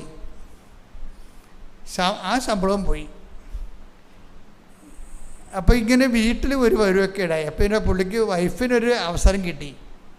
അവസരം എന്ന് വെച്ച് കഴിഞ്ഞാൽ മകള് BSc ബോട്ടണിക്ക് പഠിക്കുകയാണ്. അപ്പോൾ അവൾ പറഞ്ഞ് മമ്മിയുമായിട്ടാണ് കണക്ഷൻ എപ്പോഴും പുള്ളിക്ക്. മമ്മി എനിക്ക് ഊട്ടിയിൽ പോകണം, ബൊട്ടാണിക്കൽ ഗാർഡനിൽ പോകണം, സ്റ്റഡി ടൂറാണ്, 3000 രൂപയോടെന്ന് പറഞ്ഞു. അപ്പം മമ്മി എടുത്ത് കൊടുക്കണതാണ് സാധാരണ അവരുടെ രീതി. പക്ഷേ ഇപ്പം ഡാഡി പ്രതിയല്ലേ, 5 പൈസ കയ്യിലില്ലല്ല. അപ്പോൾ ഇങ്ങനെയുള്ള ഈ വലിയ സത്യവാൻ സാവിത്രി കളിച്ചാൽ ജീവിക്കാൻ പറ്റത്തില്ലെന്ന് ഡാഡിയെ മനസ്സിലാക്കാൻ പറ്റിയ ഒരു സമയമാണ് അമ്മക്ക് കിട്ടിയിരിക്കുന്നത്. അമ്മ ഉടനെ മകളോട് പറഞ്ഞു, പോയി ചോദിക്കുക അവിടെ ഇരിപ്പുണ്ടല്ലോ എന്ന് പറഞ്ഞു. പോയി ചോദിക്കുക അവിടെ ഇരിപ്പുണ്ടല്ലോ. അപ്പോൾ ഇവിടെ വന്നിട്ട് പറഞ്ഞു, ഡാഡി എനിക്ക് 3000 രൂപ വേണം. അപ്പോൾ ഡാഡി പറഞ്ഞു, ഞാനിവിടെ പോകാൻ എൻ്റെ ശമ്പളം ഇല്ലാതിരിക്കുകയാണ്. അപ്പം അതിന് മറുപടിയും അപ്പുറത്തിരുന്ന് പറയുന്നുണ്ട്. എന്താണ് ഇത്രയും നാൾ വിശുദ്ധി കളിച്ചതിന് കിട്ടിയ അത് പറയാൻ വേണ്ടിയാണ് ഈ മകളെ ഇങ്ങോട്ട് പറഞ്ഞു വിടണത്. എൻ്റെ മക്കളെ, ഇതിൻ്റെ അകത്ത് വരുന്ന വിഷയം കർത്താവ് പറഞ്ഞാൽ ശരി. എന്താണ്, അന്നാളുകളിൽ പെട്ടെന്ന് എന്ത് പറ്റും? നിങ്ങൾ ആരെയും വിശ്വസിച്ചുകൊണ്ടൊന്നും ഒരിക്കലും ഇരിക്കരുത്. പെട്ടെന്ന് എന്താ സംഭവിക്കണത്? പെട്ടെന്ന് സൂര്യൻ തണുത്തു പോകും. അതാണ് വിഷയം. സൂര്യൻ തണുത്തുള്ള അവസ്ഥ എന്തായിരിക്കും? സൂര്യൻ്റെ ചൂട് കൊണ്ടാണ് നമ്മൾ ജീവിക്കുന്നത്. എങ്ങനെ സൂര്യൻ തണുത്താൽ മൊത്തം മരവിച്ചു, ജീവിതം മരവിച്ചു പോകും പൊടുന്നനെ. അതാണ് ജീവിതം. സൂര്യൻ തണുത്തു പോകും. പിന്നെന്താ പറയണത്? ഈശോ എന്താ പറഞ്ഞിരിക്കണത്? ചന്ദ്രൻ പ്രകാശം തരത്തില്ല. ആ വിഷയം. ഇപ്പം സഹസാരം 2 ഒത്ത് ഭാര്യയാണ് അവിടെ ഉണ്ടായിരുന്ന സൂര്യൻ. എന്ത് പ്രശ്നം വന്നാലും താങ്ങാനുള്ളത് ഭാര്യയായിരുന്നു.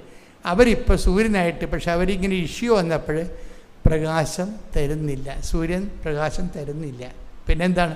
ചന്ദ്രൻ, മകളാണ് അവിടെ നിൽക്കണത്. മകളും അതായത് എന്തെങ്കിലും സംഭവം നിങ്ങൾ എപ്പോഴും ശ്രദ്ധിക്കണം. ഞാൻ എപ്പോഴും ചെയ്യണത്, ജനങ്ങളെ എപ്പോഴും ഞാൻ ഡിറ്റാച്ച് ചെയ്യും. ജനങ്ങളെ എപ്പോഴും ഡിറ്റാച്ച് ചെയ്തിട്ട് ഒരു യുദ്ധത്തിന് തയ്യാറായി നിൽക്കാൻ പറയും എപ്പോഴും ആൾക്കാരോട്. ഞാൻ പറയണതല്ല, കർത്താവ് ആ ഒരു ലെവലിലാണ് പറയണത്. അറ്റാച്ച് ചെയ്യുന്നവരോട് എപ്പോഴും പറയുന്നത്, നിങ്ങൾ ഡിറ്റാച്ച് ആയിരിക്കണം, പണി ഏത് സമയത്തും വരുന്നുണ്ടെന്ന് പറയും. എന്താ കാര്യമെന്ന് വെച്ച് കഴിഞ്ഞാൽ, അതിൻ്റെ കാരണം അമിതമായി നിങ്ങൾ ആരെയും ആശ്രയിക്കരുത്. ഇനി ആരെയെങ്കിലും, അതുകൊണ്ടാണ് ഞാൻ ലവ് മാരേജിനൊക്കെ ഞാൻ അത്ര കണ്ട് അനുകൂലമുള്ള ആളല്ല. ചില പെട്ടുപോയാൽ ഞാൻ അവരെ സംരക്ഷിക്കുകയും ചെയ്യും. പക്ഷെ എന്നാലും ഇതിനകത്ത് വരുന്നൊരു വിഷയം, ഈ അഫയർ ലെവലിൽ ദൈവം ഒരു കക്ഷിയല്ല. അതാണ് പ്രശ്നം. ദൈവം ഒരു കക്ഷിയല്ല. ഇവരാണെങ്കിലും വേറെ ഒരു സങ്കല്പ ലോകത്താണ് ജീവിക്കുന്നത്. നമുക്ക് ആ സങ്കല്പത്തിലും ദൈവമൊന്നുമില്ല. ഇനി ദൈവം വേണമെങ്കിൽ അവരുടെ കാര്യം നടത്തി കൊടുത്താൽ മാത്രമേ ദൈവത്തിന് അവിടെ നിൽക്കാൻ പറ്റത്തുള്ളൂ. അപ്പം അങ്ങനെ ഒരു വല്ലാത്തൊരു മോഹവരയത്തിൽ ചെന്ന ആൾക്കാർ ചെന്ന് ചാടും. ഈ ആൾക്കാരെ നമ്മൾ സഹായിക്കാൻ പാടാൻ എന്ന് വെച്ച് കഴിഞ്ഞാൽ അവർക്ക് ഇപ്പം നമുക്കറിയാമല്ലോ, പൾസ് കിട്ടുന്നില്ല എന്നുണ്ടെങ്കിൽ ഡോക്ടർ പറയും മരുന്ന് കയറണില്ലല്ലോ, മരുന്ന് അക്സെപ്റ്റ് ചെയ്യുന്നില്ല, മെഡിസിൻ അക്സെപ്റ്റ് ചെയ്യുന്നില്ല. ഇപ്പോൾ ഡോക്ടർ MBBS MD FRCP എന്നൊക്കെ പറഞ്ഞാലും പേഷ്യൻ്റ് മരുന്ന് അക്സെപ്റ്റ് ചെയ്തില്ലെങ്കിൽ ഡോക്ടർ ഒന്നും ചെയ്യാൻ പറ്റത്തില്ല. ആ സാധനം ഊരി മേശപ്പുറത്ത് വെച്ചിട്ട് ഇങ്ങനെ ഇരിക്കാനേ പറ്റത്തുള്ളൂ. അതാണ് എൻ്റെ വിഷയം. അപ്പം അപ്പം ഡോക്ടറിന് പോലെ തന്നെ പ്രധാനപ്പെട്ടതാണ് പേഴ്സൺ, വ്യക്തി. അതുകൊണ്ട് ഞാൻ എപ്പോഴും ഈ പേഴ്സണെ നോക്കത്തുള്ളൂ. എന്താ കാര്യം? പേഴ്സൺ ദൈവത്തിൻ്റെ കൃപ ആർജിക്കാൻ റെഡിയാണെന്ന് നോക്കും. എനിക്കത് പറ്റത്തില്ല, ഈ ജന്മത്തിൽ ഇവളെ കൊണ്ട് കർത്താവുമായിട്ട് കമ്മ്യൂണിക്കേറ്റ് ചെയ്യാൻ പറ്റത്തില്ലെന്നെങ്കിൽ ഞാൻ ചാപ്റ്റർ ക്ലോസ് ചെയ്തിട്ട് എൻ്റെ സമയം ഞാൻ വേസ്റ്റ് ചെയ്യത്തില്ല, ഞാൻ വിഡ്രോ ചെയ്ത് കളയും. ഇല്ല, നമുക്കത് വർക്കൗട്ട് ചെയ്താൽ കൊണ്ടുവരാൻ പറ്റുന്നതാണെങ്കിൽ ഞാൻ പിന്നെ എൻ്റെ ചീട്ട് കൊടുത്തു വിടും. നിങ്ങൾ ഇനി ഇടിച്ചു തല്ലി അവിടെ പോയി നിൽക്കേണ്ട, ഈ ചീട്ടിൽ തന്നെ വീണ്ടും നിങ്ങൾക്ക് ഈ 15 ദിവസം കഴിയുമ്പോൾ കാണാമെന്ന് പറയും. കാര്യം എനിക്ക് ഹോപ്പുണ്ടാ, ഇപ്പോഴെങ്കിലും നാളെ ദൈവമായിട്ട് പ്രവർത്തിച്ച് ഇയാളെ ടേക്കപ്പ് ചെയ്യാൻ പറ്റുമെന്നറിയാം. അല്ലെങ്കിൽ അല്ലാത്ത ചീട്ട് മേടിച്ചിട്ട് ആളൊക്കെ അനുസരിച്ച് വിടും. അല്ലാത്തവർക്ക് പിന്നെ 3 മാസം കഴിഞ്ഞല്ലേ പിന്നെ കാണാൻ പറ്റത്തുള്ളൂ. പക്ഷേ ഇതാണെന്ന് വെച്ച് കഴിഞ്ഞാൽ ഇതൊരു വിഷയമുണ്ട്. കാര്യം വെച്ച് കഴിഞ്ഞാൽ ദൈവം നമ്മുടെ ഉള്ളിൽ പ്രവർത്തിക്കാൻ പറ്റുന്ന രീതിയിലുള്ള ഇൻഫ്രാസ്ട്രക്ചർ അക്സെപ്റ്റ് ചെയ്യാൻ തയ്യാറാകണം. ഇവർ അക്സെപ്റ്റ് ചെയ്യാൻ തയ്യാറല്ല. ഞാൻ പറയും, എടി ഇവൻ പ്രാർത്ഥിച്ച് പറയും, എടി കല്യാണം എന്നടി, കല്യാണം പറ്റുന്ന ചെറുക്കൻ വട്ടണം കേട്ടാ എന്ന് പറഞ്ഞു. എൻ്റെ ദൈവമേ, ചെറുക്കൻ വട്ടാളെന്ന്. അപ്പം എനിക്ക് കർത്താവ് കാണിച്ചു തരുന്നത് വട്ടാളെന്ന്. ഒരു സന്ധ്യയപ്പോൾ ആൾക്കാർ ഒരു 10-20 പേരിൻ്റെ മേടക്കരി വന്ന്, അച്ഛ കാശെല്ലാം കൊടുത്ത് ശ്രീധരം പോയി, ഇപ്പം അച്ഛൻ വട്ടാണെന്ന് പറഞ്ഞാൽ ഞങ്ങളെവിടെ പോകാനാണ്. ഞാൻ പറഞ്ഞു, മക്കൾ ചാടതൊന്നും വേണ്ട, ജസ്റ്റ് ഒന്ന് അന്വേഷിച്ചിട്ട് വരാൻ പറഞ്ഞു. നിങ്ങൾ ആരാ അന്വേഷിക്കാൻ പോയത്? മിക്സർ അടിക്കാൻ പോയതാണ്, അന്വേഷിക്കാൻ പോയതാണോ? ഈ അന്വേഷിക്കാൻ വേണ്ടി കെട്ടിയെടുത്ത് ഇറങ്ങണാനൊക്കെ വെറുതെയാണ്. അതിന് ആളെ ഒപ്പിക്കാൻ പോയി, അങ്കിളല്ലേ, ചിറ്റപ്പനല്ലേ, അമ്മായിയല്ലേ, അമ്മായിനെ വിളിച്ചില്ല, പിന്നെ കല്യാണത്തിന് വരത്തില്ല എന്ന് പറഞ്ഞ് ഇങ്ങനെ വെറുതെ കെട്ടിയെടുത്ത് തന്നെയാണ്. അല്ലാതെ അത് പലരും അന്വേഷിക്കുന്നുണ്ടാ? ഒരു മനുഷ്യനും അന്വേഷിക്കില്ല. അതിൻ്റെ വേറെപ്പെട്ട അന്വേഷിക്കണ്ടേ? അതിനെല്ലാം ഉത്തരവാദിത്തപ്പെട്ട ഇവരെ വിടണം നമ്മളെ. ചെന്നപ്പോഴെന്താണ്, പക്ക വട്ടാണ്. ഇപ്പം കുഴപ്പമില്ല, പക്ഷെ വട്ട ഏത് സമയത്തും വരുമെന്ന് പറഞ്ഞു. അതാണ് അവസാനം. പിന്നെ ആ കാശെല്ലാം തിരിച്ച് മേടിച്ച് ആ സാധനം അതായത് ചില സമയത്ത് അതിപ്പോൾ ഇത് അറേഞ്ച്ഡ് മാരേജ്, ഇത് പ്രണയ വിവാഹമാണെങ്കിൽ ഞാൻ വട്ടാണെന്ന് പറഞ്ഞാൽ അവൾ പറയും അച്ഛനെയാണ് വട്ടെന്ന് പറയും. അതാണ് വിഷയം. ഇതിൻ്റെ അകത്ത് വരുന്നൊരു വിഷയം. അവർ മാറത്തില്ല, അത് മാറത്തില്ല. അവിടെ എന്ത് പ്രോബ്ലം വെച്ച് കഴിഞ്ഞാൽ അവിടെ ദൈവത്തിന് സ്പേസ് ഇല്ല. അതാണ് അതിൻ്റെ അകത്തൊരു കുഴപ്പം. അതുകൊണ്ട് ഈ കേസൊന്നും ഞാൻ എടുക്കത്തില്ല. ദൈവത്തിന് സ്പേസ് ഇല്ല, ഞാനെന്തിനാണ് ഇത് 40 വർഷമായി ഇപ്പം സംഭവിച്ചിട്ടാണ് നടക്കുന്നത്. പരമാവധി എല്ലായിടത്തും ഇതിട്ടാണ് നടക്കുന്നത്. എന്താ ഞാൻ അച്ഛനാണെന്നുള്ളത് ഞാൻ തന്നെ അംഗീകരിച്ച് മറ്റുള്ളവരെ കൊണ്ടും അംഗീകരിപ്പിച്ച് നടക്കുക. എന്താണ്, ഇതൊരു ശുശ്രൂഷ ജീവിതമാണ്. ആ തുണിയില്ലാതെ കുറിച്ച് കിടക്കണതിന് വേണ്ടി ചെയ്തിരിക്കുന്ന ഒരു ജീവിത സമർപ്പണമാണത്. എനിക്ക് നല്ല അഭിമാനമുണ്ട്. അപ്പോൾ അവന് ഇതുകൊണ്ട് പ്രയോജനമില്ലെങ്കിൽ ഞാൻ why should I waste my time? അവനിതുകൊണ്ട് പ്രയോജനമില്ല, ഞാൻ മനുഷ്യന്മാരെ നോക്കത്തില്ല. കർത്താവിന് ഇതുകൊണ്ട് പ്രയോജനമുണ്ടോ എന്ന് ഞാൻ നോക്കും. അതാണല്ലോ കർത്താവിൻ്റെ കൂടെ നിൽക്കുന്നതിൻ്റെ കാരണം. ഇത് ഒരു ബയലാറ്റർ ആയിട്ടുള്ള ഒരു ദൈവമായിട്ടുള്ള ഒരു ജീവിതമാണ് നമ്മുടേത്, എല്ലാവരുടേതും. എൻ്റേത് മാത്രമല്ല, എല്ലാവരുടെയും ജീവിതം അങ്ങനെയാണെന്ന് ദൈവത്തിന് തോന്നണം.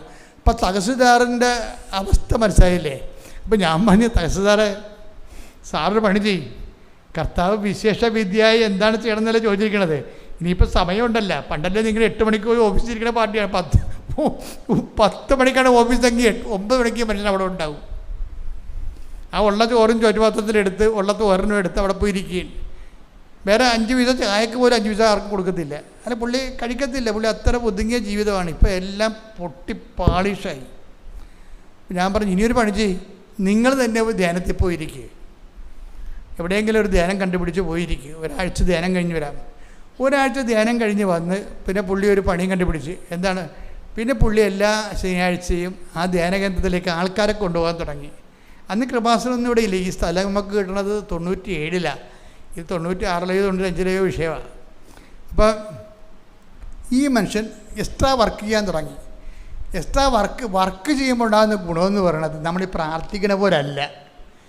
ദൈവം ആ പ്രാർത്ഥിക്കുന്ന ചില കാര്യത്തിൽ നമ്മൾ ഈ കപ്പലണ്ടിയും കശുവണ്ടിയും പോലെ ചൊള്ളായിരിക്കും. നമ്മളൊരു 100 സ്വർഗസ്ഥനായി ചെല്ലിയാൽ മിക്കവാറും 90 ചൊള്ളായിരിക്കും. നമ്മൾ ചെല്ലണതൊന്നും ശ്രദ്ധയില്ലാതെ ചെല്ലണതും പിന്നെ ആ പറയുന്നതൊന്നും നമ്മൾ വിശ്വസിക്കണില്ലെന്ന് ദൈവത്തിന് നല്ലോണം അറിയാം. ഈ പറയണ കാര്യമൊന്നും നമ്മൾ വിശ്വസിക്കണില്ല എന്നുള്ളത് ദൈവത്തിന് അറിയാം. ചൊള്ളു പ്രാർത്ഥനയാണ് കയറ്റി വിടണത്. അതുകൊണ്ട് നല്ല ശരിക്കും റിജക്ഷൻ ഉണ്ട് അതിൻ്റെ സ്ഥാനം. പക്ഷേ ഈ പ്രവർത്തനം വന്നാൽ അതിൻ്റെ അകത്ത് ചൊള്ളില്ല. ഈ മനുഷ്യൻ ചെയ്യുന്ന മൊത്തം സത്യമാണല്ല. കുറേ മനുഷ്യർ ഈ മനുഷ്യൻ വഴി രക്ഷപ്പെടാൻ തുടങ്ങി. കുറേ കുടുംബങ്ങൾ സമാധാനത്തിൽ വന്ന്, കുറേ പുള്ളിക്ക് ആസ്തിയായി, ദൈവതിരുസന്നിധിയിൽ പിടിപാടായി. കർത്താവ് ഹൈക്കോടതിയെ കൊണ്ട് സ്വന്തമായിട്ട് ഈ മനുഷ്യനെതിരെ അന്വേഷണം വെപ്പിച്ചു. അതാണ് രസം. ഒരു വക്കീലിനെ ഏർപ്പെടുത്തിയ വക്കീൽ പറഞ്ഞു, ഹൈക്കോടതിയിൽ ഇങ്ങനെ സെല്ലുണ്ട്, ആ സെല്ലോട് ബന്ധപ്പെട്ട 5 പൈസ മുടക്കാതെ അന്വേഷണം വരും. അന്വേഷണ റിസൾട്ട് വന്നപ്പോൾ ഈ മനുഷ്യൻ കുറ്റക്കാരനുമല്ല, മുൻകാല പ്രാബല്യത്തോടെ ശമ്പളവും കിട്ടി, അരിയറിൻ DAയും എല്ലാ സാധനവും കിട്ടി, തിരിച്ചു കിട്ടി, കർത്താവിനെയും കിട്ടി. അതാണ് വിഷയം. കർത്താവ് ഇത്തിരി കമ്മിയായിരുന്നല്ലോ ഇങ്ങേരുടെ ജീവിതത്തിൽ. ഇപ്പം കിട്ടിയപ്പോഴുണ്ട്, എല്ലാം കൂടി കിട്ടി. പക്ഷേ എപ്പോഴും നമ്മൾ ഓർക്കണം, തണൽ മരങ്ങൾ ഒത്തിരി യോനാ പ്രവാചകനെ പോലെ തണൽമരത്തിൻ്റെ അടിയിരുന്ന് സൂഹിക്കരുത്. വെട്ടപ്പെടാനും കിട്ടും. തണൽമരം എന്ന് പറഞ്ഞ് വെട്ടപ്പെടാനുള്ള സാധനമാണ്. നിങ്ങൾ അമിതമായി തണൽ മരങ്ങളെ ആശ്രയിക്കരുത്. ബൈബിൾ നമുക്ക് നൽകുന്നൊരു പാഠമാണ്. അന്ന് ശൂന്യത ഓരിയിടുന്ന സ്ഥലത്ത് ഞാൻ നിന്നെ കണ്ടെത്തിയെന്നാണ് പറയണത്. കാര്യം നീ സത്യസന്ധ. ഇപ്പം ഈ തഹസിൽദാർ ജീവിതത്തിൽ അദ്ദേഹം സത്യസന്ധനായിരുന്നു. അതുകൊണ്ടാണ് ആ മനുഷ്യനെ ഈ ശൂന്യത ഓരിയിടുന്ന സ്ഥലത്ത് ദൈവം കണ്ടെത്തിയത്. ഈ സത്യസന്ധതയും തട്ടിപ്പൊന്നുമില്ല, ആ വൃത്തിമനയൊന്നും ഇല്ലാണ്ട് ജീവിക്കണമെങ്കിൽ ആ ആളെ ലീവ് ചെയ്താൽ ദൈവത്തിന് പ്രശ്നമൊന്നുമില്ല. അതുകൊണ്ട് ഏറ്റവും പിടിച്ചു നിൽക്കുന്നവനെന്ന് പറയണത് ദൈവതിരുസന്നിധി പിടിച്ചു നിൽക്കാൻ നല്ല ശരിക്കും പാടാണ്. ശ്രദ്ധയോടെ പിടിച്ചു നിൽക്കുന്നവനെ സംബന്ധിച്ചിടത്തോളം ദൈവത്തിന് അത് ഇപ്പം എന്താ നമുക്ക് പറ്റിയിരിക്കണത്, എനിക്ക് നിങ്ങൾ പലക്കും ആൾക്കാർക്ക് പറ്റിയിരിക്കുന്ന ഒരു അബദ്ധം എന്ന് പറഞ്ഞാൽ ദൈവം ക്ഷമിച്ചോളൂ എന്ന് പറയും. കർത്താവ് ക്ഷമയെക്കുറിച്ച് പറഞ്ഞപ്പോൾ നമ്മൾ മുഴുവൻ ഈ ക്ഷമ വെച്ചാണ് ആൾക്കാർ നശിച്ചിരിക്കുന്നത്. എന്തുമാത്രം ആൾക്കാരെ ഞാൻ കൗൺസിൽ ചെയ്യാനാണ്. ഈ ആൾക്കാരെല്ലാം നശിച്ചിരിക്കണത് എന്താണ്? ദൈവം ക്ഷമിച്ചോളൂ എന്നാണ്. പക്ഷേ എനിക്ക് ഇന്ന് വരെ ഞാനൊരു 21 ലക്ഷത്തോളം ആൾക്കാരെ കൗൺസിൽ ചെയ്തിട്ടുണ്ട്. ഇന്ന് വരെ ആരോടും ക്ഷമിച്ച് ഞാൻ കണ്ടിട്ടില്ല. ദൈവം ക്ഷമിച്ചോളൂ എന്ന് പറഞ്ഞ്, പക്ഷെ അതേസമയം തന്നെ ഫലത്തിൽ അവരവർ ചെയ്യുന്ന വിഷയങ്ങൾ തെറ്റ് ചെയ്യുന്നവൻ ശിക്ഷ മേടിക്കും. ആ കാര്യത്തിൽ മുഖം നോട്ടം ഇല്ല. കൊളോസിയൻസിൻ്റെ 3:25 അപ്പോൾ ഈ ഒരു വചനം മാത്രം കേട്ടുകൊണ്ട് നമ്മൾ അവിശുദ്ധമായ ജീവിതത്തിന് ലൈസൻസ് ആണെന്ന് വിചാരിക്കരുത്.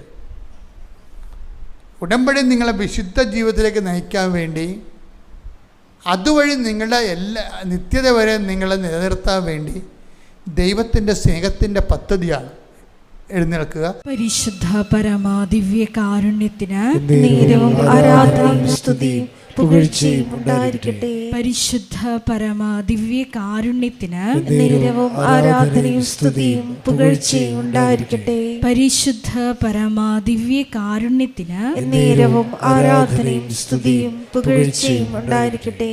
നമുക്കെല്ലാവർക്കും കൃപാസനം പ്രത്യക്ഷീകരണ മധ്യസ്ഥ പ്രാർത്ഥന ഏറ്റുചൊല്ലി പ്രാർത്ഥിക്കാം. അമ്മേ പരിശുദ്ധ അമ്മേ, അമ്മേ പരിശുദ്ധ അമ്മേ, ദൈവമാതാവേ, ദൈവമാതാവേ, കൃപാസനത്തിലൂടെ ഞങ്ങൾക്കും ഞങ്ങളുടെ ദേശത്തിനും അമ്മ മധ്യസ്ഥം തേടി തന്ന എല്ലാ അനുഗ്രഹങ്ങൾക്കും കൃപകൾക്കും ഞങ്ങളിപ്പോൾ ഹൃദയം നിറഞ്ഞ നന്ദി പറയുന്നു. സ്തുതിച്ചു പ്രാർത്ഥിക്കാം. Hallelujah, hallelujah. നാളിതുവരെ ഞങ്ങൾക്ക് ലഭിച്ച എല്ലാ കൃപകൾക്കും അനുഗ്രഹങ്ങൾക്കും നന്ദി പറയുന്നു. Hallelujah, hallelujah. മഹത്വം, മഹത്വം, ആരാധന, ആരാധന. പിതാവേ നന്ദി, പിതാവേ മഹത്വം, പിതാവേ ആരാധന.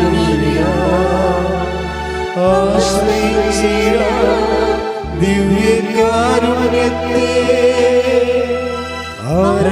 ആരാധിച്ചിടാം, താടുകളഞ്ഞിടാം, ആശ്രയിച്ചിടാം ദിവ്യകാരുണ്യത്തെ. പരിശുദ്ധ പരമാ ദിവ്യ കാരുണ്യത്തിന് നേരവും ആരാധനയും സ്തുതിയും പുകഴ്ചയും ഉണ്ടായിരിക്കട്ടെ.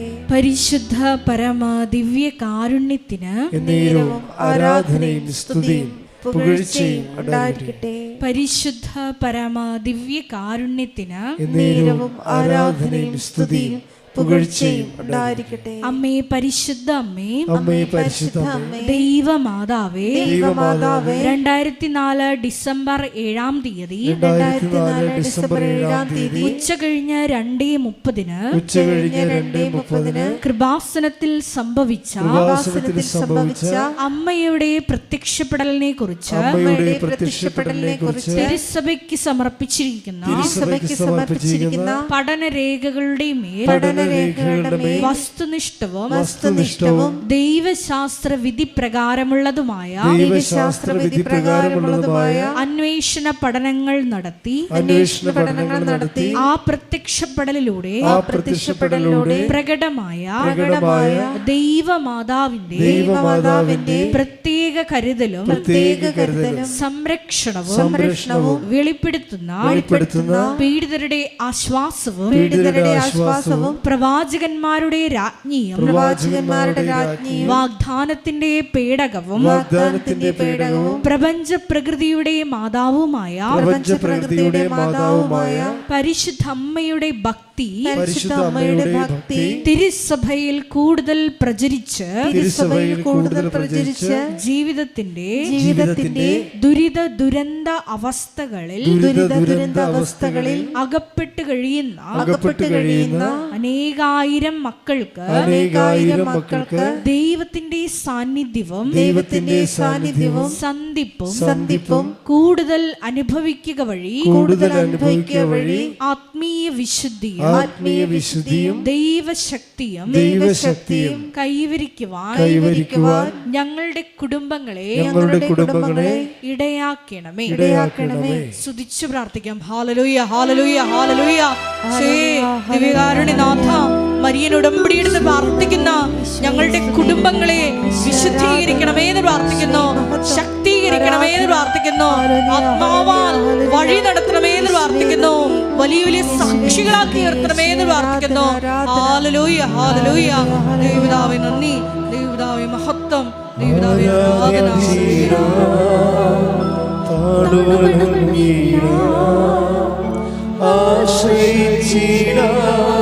ദിവ്യകാരുണ്യത്തെ ആരാധിച്ചിടാം,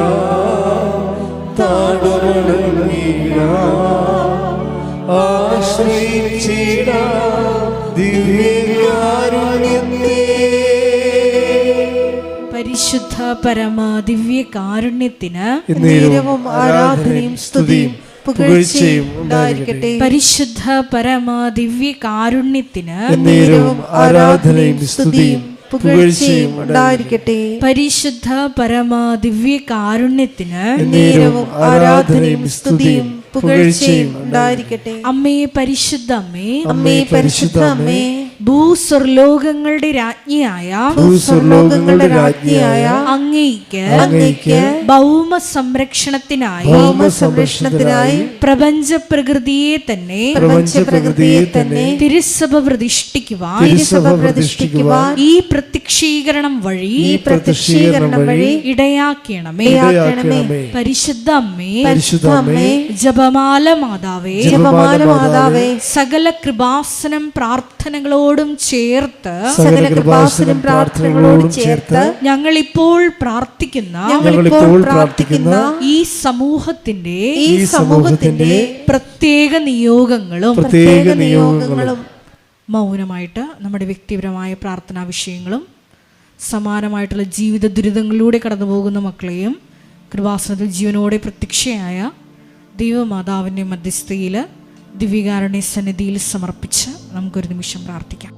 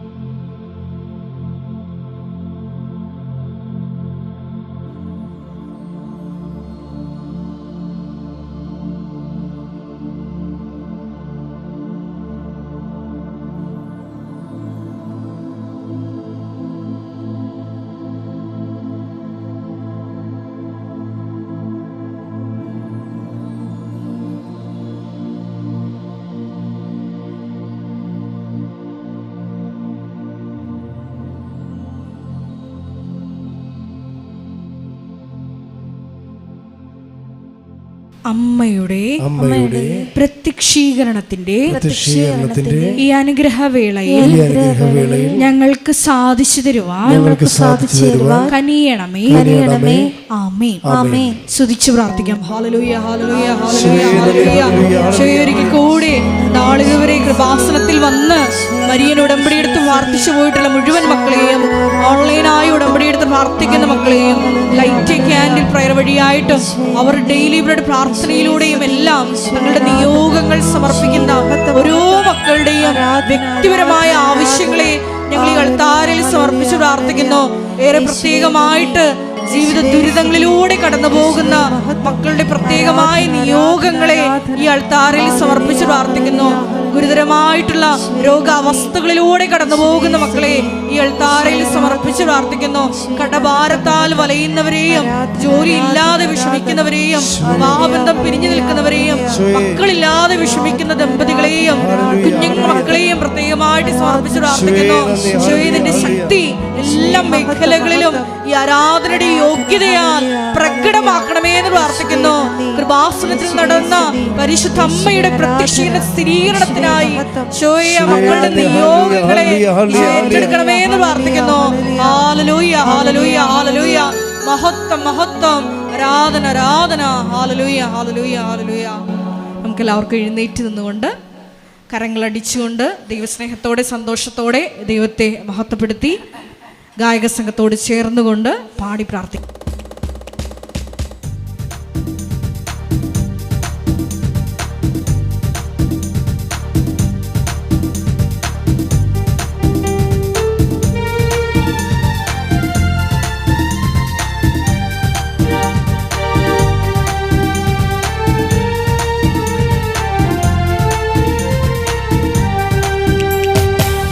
ആരാധനയ്ക്ക്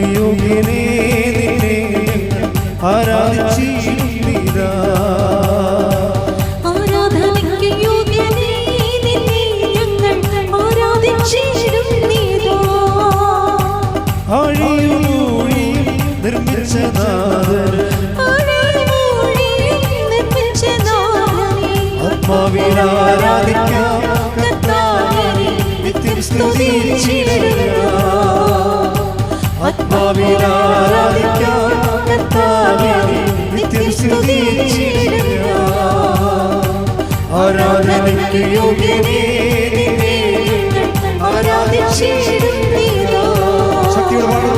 ആരാധനയ്ക്ക് യോഗ്യനേ നിന്നെ ആരാധിച്ചിടുന്നീരാ. സ്തുതിച്ചു പ്രാർത്ഥിക്കാം. യേശുവേ നന്ദി, യേശുവേ ആരാധന. യേശുവേ വചനം ശ്രവിക്കുവാൻ ഞങ്ങളുടെ ആന്തരിക കർണ്ണപുടങ്ങളെ പ്രത്യേകമായിട്ട് അഭിഷേകം ചെയ്യണമേ എന്ന് പ്രാർത്ഥിക്കുന്നു. വചനം സ്വീകരിക്കുവാൻ ഞങ്ങളുടെ ഹൃദയത്തെ ഒരുക്കണമേ എന്ന് പ്രാർത്ഥിക്കുന്നു. യേശുവേ നന്ദി, യേശുവേ ആരാധന. പാപത്താൽ എന്നെ നീരെ പാണിയാൽ പിടിച്ചെടുത്തു.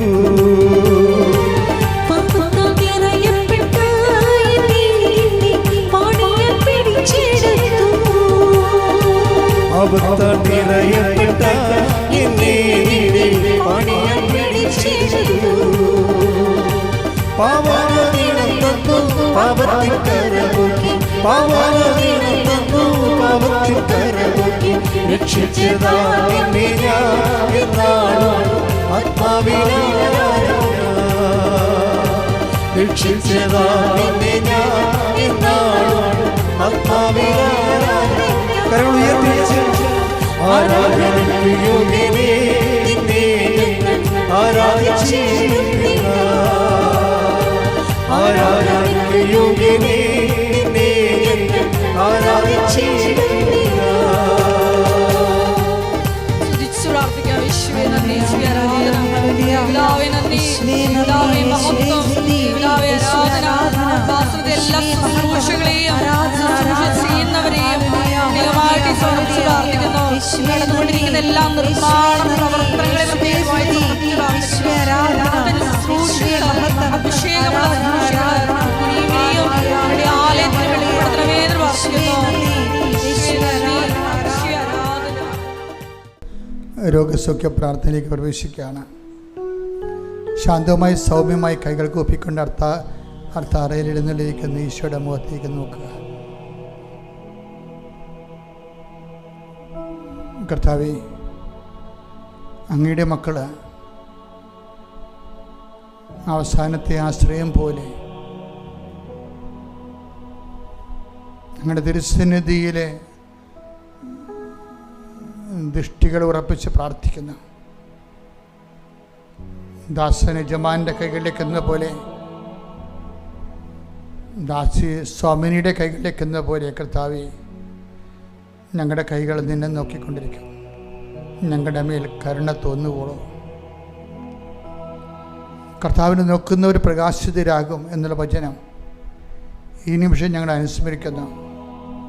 കർത്താവേ, ഈ സന്ധ്യയിൽ നിന്റെ തിരുമുറുവാണെന്ന് വലുതുകരം, ആണിപ്പെടുതാടുന്ന അത്ഭുതകരം, ഈ ആരാധനയെ പ്രാർത്ഥിക്കുന്ന ഓരോ മകൻ്റെ മേലും ഓരോ മകളുടെ മേലും അങ്ങ് വയ്ക്കണമെന്ന് പ്രാർത്ഥിക്കുന്നു. ഉച്ച മുതൽ ഉള്ളംകാല് വരെ കർത്താവിൻ്റെ രക്തം പടരട്ടെ. മാരക രോഗങ്ങൾ, തീരാവേദികൾ, ജീവിത ദുരിതങ്ങൾ, നമ്മുടെ ഭാരങ്ങളാണ് അവൻ ചുമന്നത്. നമ്മുടെ പാപങ്ങൾക്ക് വേണ്ടി അവൻ ശിക്ഷ വാങ്ങിച്ചു എന്നുള്ള കർത്താവേ, ലോകത്തിലെ എല്ലാ ഭാരങ്ങളെയും ഏറ്റെടുത്തവനെ കർത്താവേ, മനുഷ്യരാശിയുടെ എല്ലാ തിന്മകളുടെയും എല്ലാ രോഗങ്ങളുടെയും ഭാരങ്ങളുടെയും ഏറ്റെടുപ്പുകാരാണ്. അങ്ങേ നാഥനും രക്ഷകനുമായി ഏറ്റുപറഞ്ഞുകൊണ്ട് ബാസനാമ്മ ജീവനോടെ പ്രത്യക്ഷപ്പെട്ട ആൾക്കാരുടെ വാതിക്കല്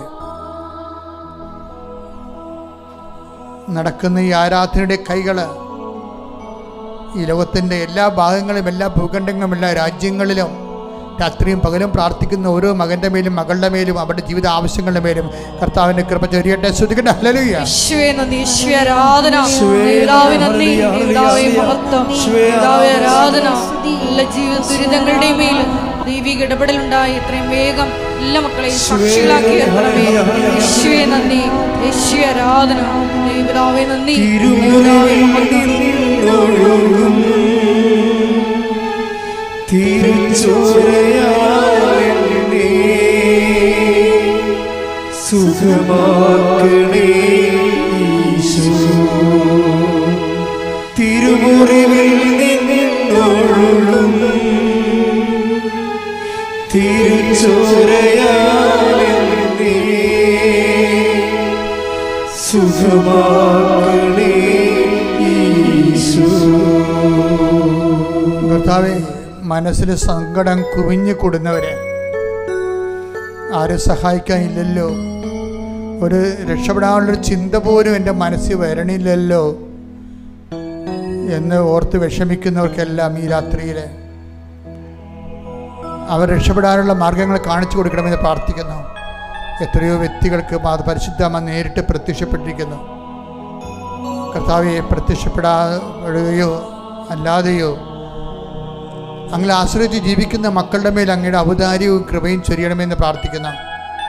നടുവേദനയുള്ളവരെ, നടുവേ കാരണം ജോലിക്ക് പോകാൻ പറ്റാത്തവരെ, വാതരോഗികൾ, കർത്താവ് അസ്ഥി ഉരുക്കമുള്ളവരെ, കർത്താവിൻ്റെ സ്പർശനത്താൽ മാരക രോഗങ്ങൾ യേശുവിൻ്റെ നാമത്തിൽ മാറിപ്പോകട്ടെ. ശ്വാസകോശ രോഗികൾ,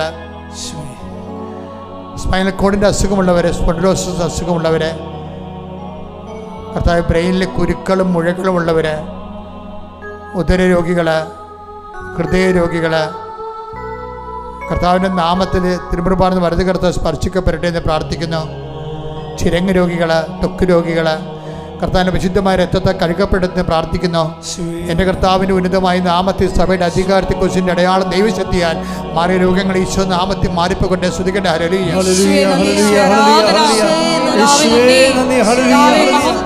എല്ലാ രോഗങ്ങളും സുഖപ്പെട്ടുകൊണ്ട് അങ്ങയുടെ നാമത്തെ ഈ ആരാധനയിലൂടെ വീണ്ടും വീണ്ടും മഹത്വപ്പെടുത്തണമേ.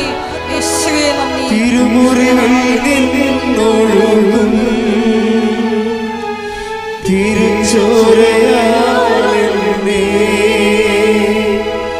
സുഖമാക്കണേ ഈശോ,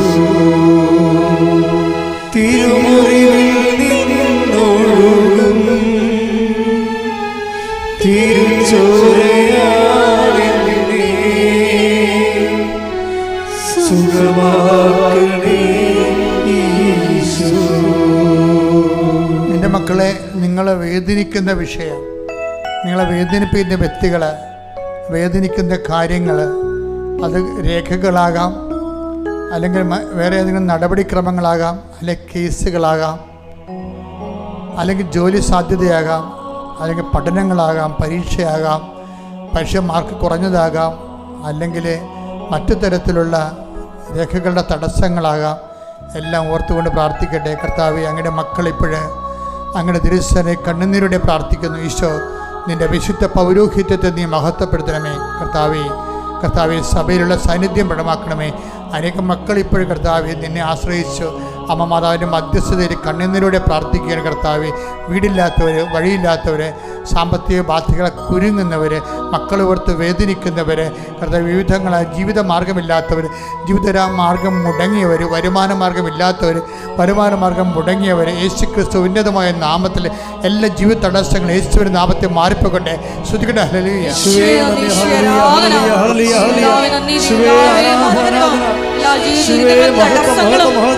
പോയിക്കൊണ്ട് ആരാധനയിലൂടെ വീണ്ടും വീണ്ടും മഹത്വപ്പെടുത്തണമേ.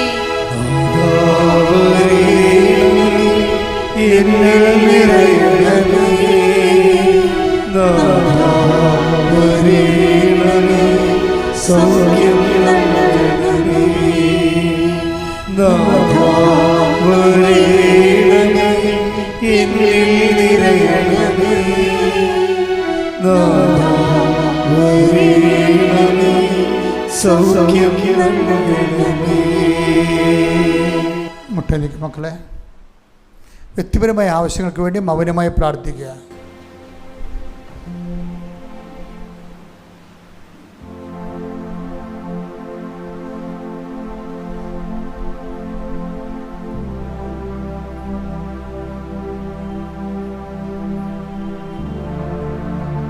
പ്രിയമുള്ളവരെ, പെസഹ വേഴം, പെസഹ വെള്ളി, പെസഹ ശനി, ഉയർപ്പ് ഞായർ, ഈ 4 ദിവസവും കൃപാസനത്തിലെ പ്രത്യേക ശുശ്രൂഷകളൊന്നും ഉണ്ടായിരിക്കുന്നതല്ല. പക്ഷേ കൃപാസനം ഓപ്പണായിരിക്കും. ആർക്ക് വേണമെങ്കിലും വന്ന് മൗനമായി പ്രാർത്ഥിക്കാനുള്ള ഇടമുണ്ടായിരിക്കും. രണ്ടാമത്തത്,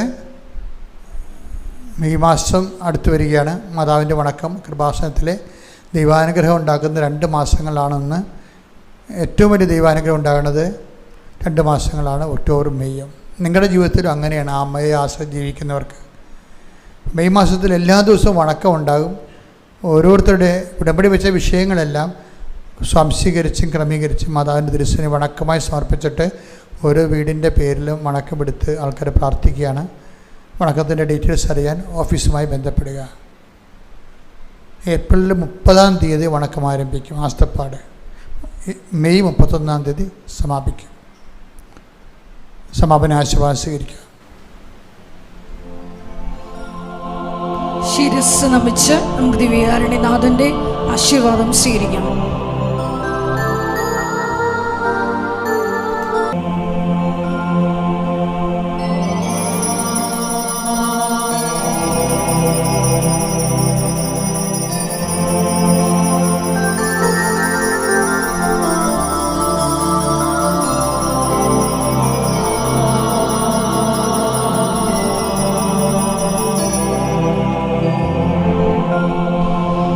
പരിശുദ്ധ പരമമാ ദിവ്യകാരുണ്യമേ, എന്നുമെന്നും അങ്ങേക്ക് ആരാധന. സ്നേഹമുള്ളവരെ, പ്രധാനപ്പെട്ട അറിയിപ്പുകളാണ് ഈ സമയം നൽകുന്നത്. കൃപാസനത്തിൽ എല്ലാ ദിവസവും മരിയൻ ഉടമ്പടി എടുക്കാനും പുതുക്കാനുമുള്ള അവസരം ഉണ്ടായിരിക്കുന്നതാണ്. അതുപോലെ തന്നെ എല്ലാ ദിവസവും രാവിലെ 10:30 ഇംഗ്ലീഷ് മരിയൻ ഉടമ്പടി ക്ലാസ്സും ഉച്ചകഴിഞ്ഞ് 1:30 ഹിന്ദി മരിയൻ ഉടമ്പടി ക്ലാസ്സും 2-ാം ചൊവ്വാഴ്ചകളിൽ തമിഴ് മരിയൻ ഉടമ്പടി ക്ലാസ്സും രാവിലെ 10 മണിക്ക് ഉണ്ടായിരിക്കുന്നതാണ്. കൃപാസനത്തിൽ സമർപ്പണ ജീവിതം നയിക്കാൻ ആഗ്രഹിക്കുന്ന യുവതികൾ, +2 ഡിഗ്രി പാസ്സായ കുട്ടികൾ 82 81 29 75 11 എന്ന വാട്സപ്പ് നമ്പറിൽ ബന്ധപ്പെടുക. അതുമല്ലെങ്കിൽ apparitionmissionaries@gmail.com എന്ന ഇമെയിൽ അഡ്രസ്സിൽ കോൺടാക്റ്റ് ചെയ്യുക. കൃപാസനം പത്രം 23 ഭാഷകളിൽ ലഭ്യമാണ്. നിങ്ങൾ ആയിരിക്കുന്ന ഇടങ്ങളിൽ ഏത് ഭാഷ കൊടുത്താൽ ദൈവജനത്തിന് ഏറ്റവും പ്രയോജനകരമാകും എന്നുള്ള ഭാഷകളാണ് ഉടമ്പടി എടുക്കുന്ന സഹോദരങ്ങൾ വാങ്ങിച്ചുകൊണ്ട് പോകേണ്ടത് എന്നുള്ള കാര്യം സ്നേഹപൂർവ്വം ഓർമ്മപ്പെടുത്തുന്നു.